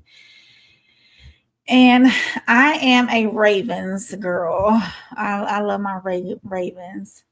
Transitioning template. Thank you, Souls. Thank you, Souls. Souls with the smoke respect. So said we rich and Gun Show is laughing. Might have said, but they have the support because they got true fans. Definitely. I do. Dallas Cowboys, they have They're fans. They're loyalty fans. They really do. So said, how many Ravens got? We didn't even make the top 10, so we didn't make the top 10. I'm gonna pull that up in just a minute. Supermax said, wow, loyalty makes me stay. I ain't effing with no Cowboys. My bad souls. Gunshow said, I can't laugh. My team been on strut for years. So said Gun, all teams transition. Seahawks just won, yeah. Gunshow said, man, souls, my team can't never get it going. Oh man. Gunshow said, Rain it. No, I'm not a Cowboys fan. I'm not. So said, you ain't even saying their name. So said, Rain is a Raven. I am a Raven. Superman said, $1 billion white endowment will afford you a whole lot of flexibility. Just saying. Gunshow says, Souls is the Browns. Oh, man.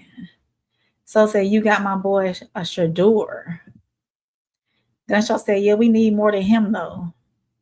Soul said, I lived in Warren, Ohio, 5 years. Recruiter. I love Ohio. Time. Welcome in, Time. It's good to see you in here. He said, really, the Cowboys?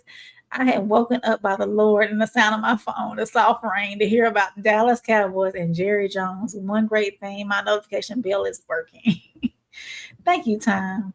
Superman said, I'm saying 10 billion of that value comes from guys like you, souls. Soul said, the rich get richer. Penny said, laugh out loud this. Supermax said, that's hate, Rain, you good. Mighty said, blue and silver all day. Let's go, Cowboys. Penny said, go Bears. But yeah, y'all, I wanted to show y'all this too. So this is according. Oh, I need to move my thing so y'all can see it. Hold on, maybe if I do it like this. Oh, there it goes. Okay. So the top 10 most valuable NFL teams. Dallas comes in at number 1 at $15.5 billion. Let me move this off there. Los Angeles comes in at number 2 at $12.7 billion. New York Giants come in at $12 billion. New England Patriots at $10 billion, 10.4. The New York Jets at number 5 at $10.35 billion. The Eagles coming in at number 6 at $10.31 billion. The Dolphins coming in at number 7 at $10.25. The 49ers coming in at 8 with $10.21 billion. The Raiders, Las Vegas Raiders coming in at number 9 at $10.10 billion. And the Falcons, which is local to my area, is coming in at number 10 at $9.78 billion. So let me see. I didn't ask this, but let me see where my Ravens come in at. Where on the NFL most?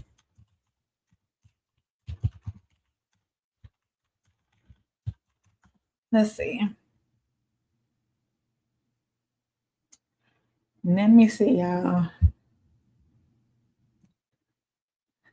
Soul said, baby mama, get my tickets for free. Time said, the Dallas Cowboys fan base is the biggest thing in the world. They might be bigger than the Yankees fan base. Penny said, Soul's trying to get a sugar mama. Soul said, no. Penny said, the NFL plantation mindset is crazy, though. Ooh, so on the new 2026 Sportico NFL evaluation list released on August the 12th, the Baltimore Ravens ranked 24 out of 32 NFL teams valued at approximately $8.2 billion. But that's a 37% jump from their roughly $6 billion valuation in 2025. So, yeah. That's interesting because they're very successful on the field, but relatively low on the valuation list. Yeah. So yeah. So says she works there as Bryant Box during the season. Oh, okay. Supermax said richer than the winning Eastern team in baseball Oh, I got you. I got you. Penny said Jerry got that paper buying and selling them assets. So said same as their quarterback. Penny said 90s Cowboys was the best though. And they were. I remember well, y'all know my age. I'm in my early 40s. But I remember when they went to the Super Bowl and won the Super Bowl in 96. So said Trash Jackson. Souls now, come on now. I didn't down talk the Cowboys. Come on now. Where the Browns rank, right? Let's ask. Let me see.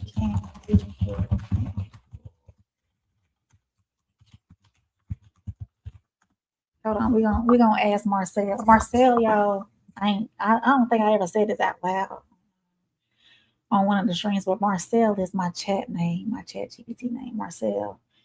He said, absolutely, I'll give you the full list. Hold on. The 2026 ranking. So y'all hold on. Souls laugh out loud. Gun said don't laugh. We're gonna see. Commanders made 11. See, I'm gonna go through in order. 11 Commanders, 12 Seahawks, 13 Texans. You know what? I can pull this up on the screen, y'all, so y'all can see it on the screen. Share screen. Let's see.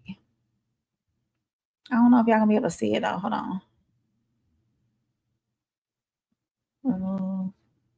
Add the stage. Ooh, let me see if I can make it bigger. How do I make it bigger? There we go. Yeah, hold on. Can y'all see it? Y'all see it all right? So, Commanders, Seahawks, Texans, Bears made it 14. You said, no, it's not Bears, is it? You said the Browns. Where the Browns rank? Broncos, Chiefs, Steelers, Buccaneers is number 18. Where Plug at? Plug.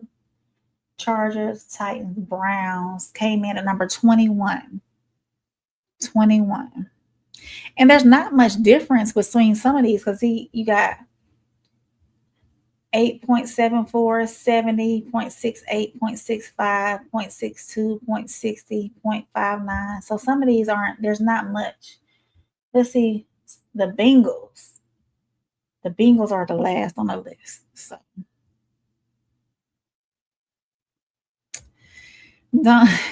I see. So birds of a feather fell together. Ravens. Okay. So Mighty said, I have been a fan of the Cowboys since the early 90s, and then we won the Super Bowl in 96. I was right there screaming and stance.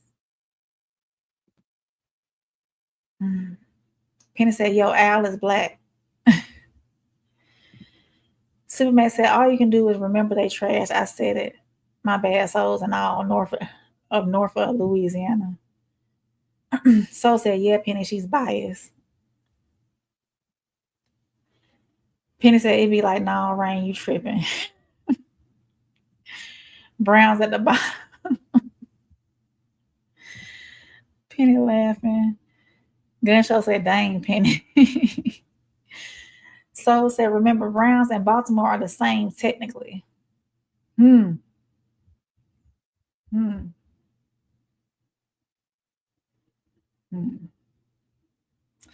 Gunshow said, 21, I've been a Browns fan since the 80s.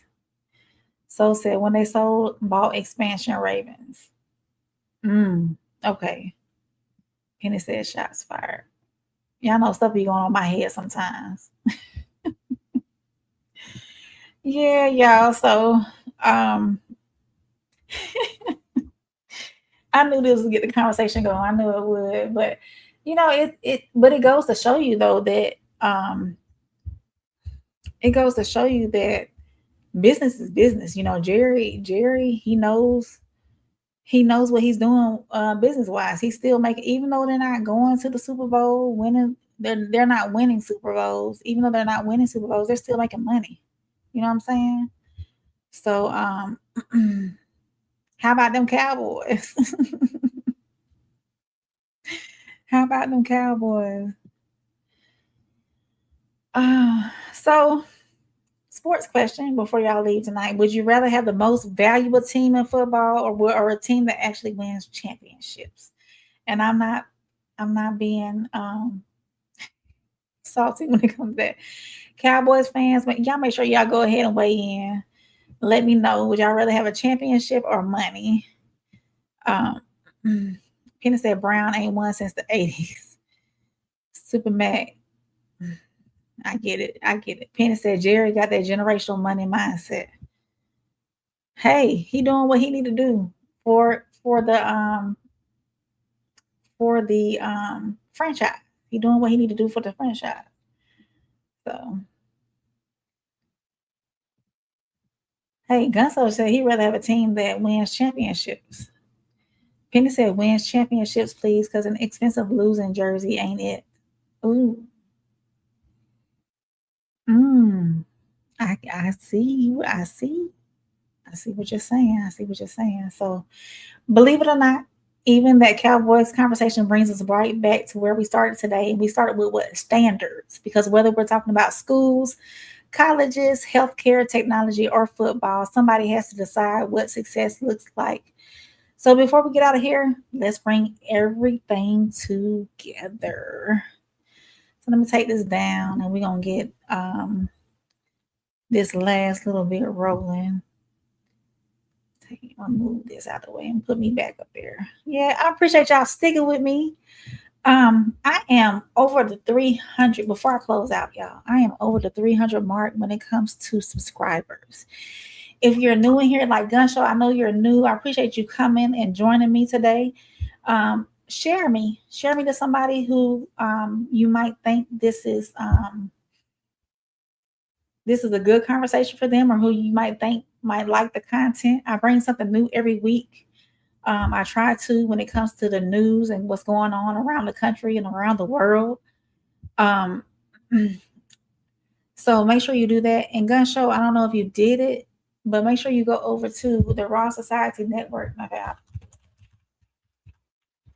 and follow us there as well. We have right now we have 4 shows on that channel that we do every week. Let's see.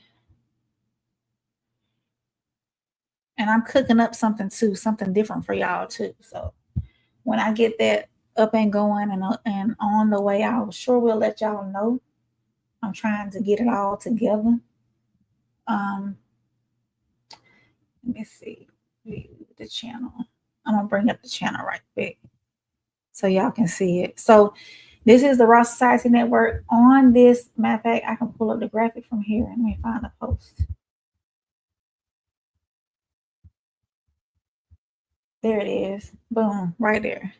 We have 4 shows right now on the Raw Society Network where you will find me, Uncle Plug, you saw him in the chat, and Souls of Thought. We have No Middleman that usually goes on Monday and Tuesday nights, but since football is starting, we're going to adjust that to Tuesday, possibly Wednesday night. So y'all keep a watch for that. So Monday night on Gun Show, make sure you come back for the No Middleman, and we'll be live. We won't be live on my channel, but we'll be live on the Raw Society Network channel and Souls of Thought channel. 1181 Pressure Plays is right after this show here. You can go check them out tonight. That's Souls and Uncle Plug. They will be over on the Raw Society Network channel and their channels as well, giving y'all that's the best sports show on earth. They will be there probably in about an hour and a half. Then you can catch me and Souls on Same Soil Different Roots on this network here. We have different conversations from relationships to society to everything that's going on in the world. We have talked about Nolan Wells. We have talked about these shootings and unalivings. We've talked about relationships, just giving you different perspectives. And then we also have a show called Playback and Perspective, where we went over where we do reviews of movies and show series. We recently did The Polygamist. So if you want to go back and check that out as well. And our next one is going to be The Princess of the Row, which was scheduled for tonight, but we've had to move it. We've had to do some moving around. So make sure you come back and check on Wednesday to do that that show, Playback and Perspective. So y'all make sure y'all go over to the Raw Society Network, subscribe there as well. Y'all can catch me live all week, just about, on that channel as well as my channel. So I appreciate y'all being here. I'm gonna get to some more of these comments right quick, and make sure y'all go check out, especially in an hour and a half, for that sports show, 1181 Pressure Plays. So I'm gonna get to some of these comments, and then I'm gonna wrap up. Gunshow said, hold on, what Penny team is? I don't think he said. Supermax said, Rain, you're knowing what's up. Penny said, Bears loud and proud all day, every day, and twice on Sunday. Gunshow said, sorry to hear that, Penny. Penny is laughing. Supermax said, you up, Sharon, as usual. Let it rain. Appreciate you, Supermax. Penny said, like and subscribe, especially the Cowgirl fan. Make sure y'all subscribe too. I'm a Ravens fan. I'm hoping to bring y'all some more Ravens content too once football gets started rolling. Gunshow said, I already subscribed, so she called me out. SBK, welcome in, SBK. I appreciate you being here. He has some great content on his channel as well. Y'all go check him out. I like watching his channel. He said, hey to the chat. Gunshow said, yeah, I'll take a nap before I get on there. Y'all be on there until 4 a.m. No, they won't be on there late tonight. We were up. We were up late last night. We usually don't go that late, but last night we did. Penny said it's normally not that late, right? It's normally not. So Time said, well, that's all. Fly like those Ravens. Go New England Patriots. Yeah, football season is coming up, y'all. Football season is coming up. Mighty said, great show. Love the topics. Thank you. I appreciate you being here. Yeah, we had some great conversation today. I appreciate the chat too. All of y'all that were in here, Little Penny, Souls, Gun Show, SBK stopped by, Super Mac, Time was in here, Uncle Plug was in here, Mighty was in here. If I forgot anybody, I am so sorry. But y'all kept the chat lit tonight, and I really appreciate that. So when I look at everything we covered today, one word keeps coming up. We talked about standards for safety in our schools, standards for how colleges prepare students for the real world, standards for the information parents receive when making health decisions, and standards for how we respond when technology is used to create fear and disruption. I'm sorry, y'all. And even in sports, standards for how we define success. Shout out to Jerry Jones, Cowboys. These stories may look completely different on the surface, but they all remind us that the expectations we set, the decisions we make, they have real consequences. And that's why I bring y'all the Weekly Brain Report. It's more than just the headlines. It's about what's understanding in everything that's happening. So looking beyond that first reaction, hearing different perspectives, and making room for informed conversations. Make sure if y'all enjoyed tonight's show, hit that like button, hit subscribe. If you haven't already done so, make sure you share the conversation with somebody who might have a completely different perspective as well. And if you're catching it on the rewatch, make sure you leave your thoughts down in the comment section. I appreciate y'all spending y'all Sunday evening with me. Make sure y'all go check out 1181 Pressure Plays. And as a matter of fact, I'll do y'all a quick favor. Let me see if they got it up yet.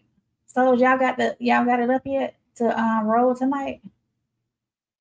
Yeah, here it is. They're gonna be talking about Jaden Daniels sends LSU a cease and desist, plus who wins each NFL division. All right then, y'all. I'm gonna drop that link in there. Here's the link for that. Y'all make sure y'all go check them out. They're gonna be talking about like I said, Jaden Daniels sending LSU a cease and desist letter, plus who wins each NFL division. That's going to be interesting. It's going to be interesting. Yeah, y'all. So I appreciate you again. I appreciate y'all being here with me tonight. I will see y'all next time on the Weekly Brain Report. Y'all have a good one.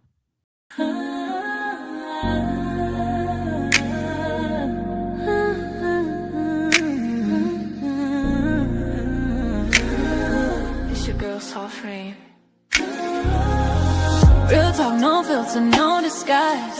Every headline, I'm breaking it live. From the streets to the pressure of up top. We see it all, yeah, we connect the dots. Weekly rain, yeah, we run it down. Truth hit different when they wear a crown. No fluff, no cap, just facts in sight.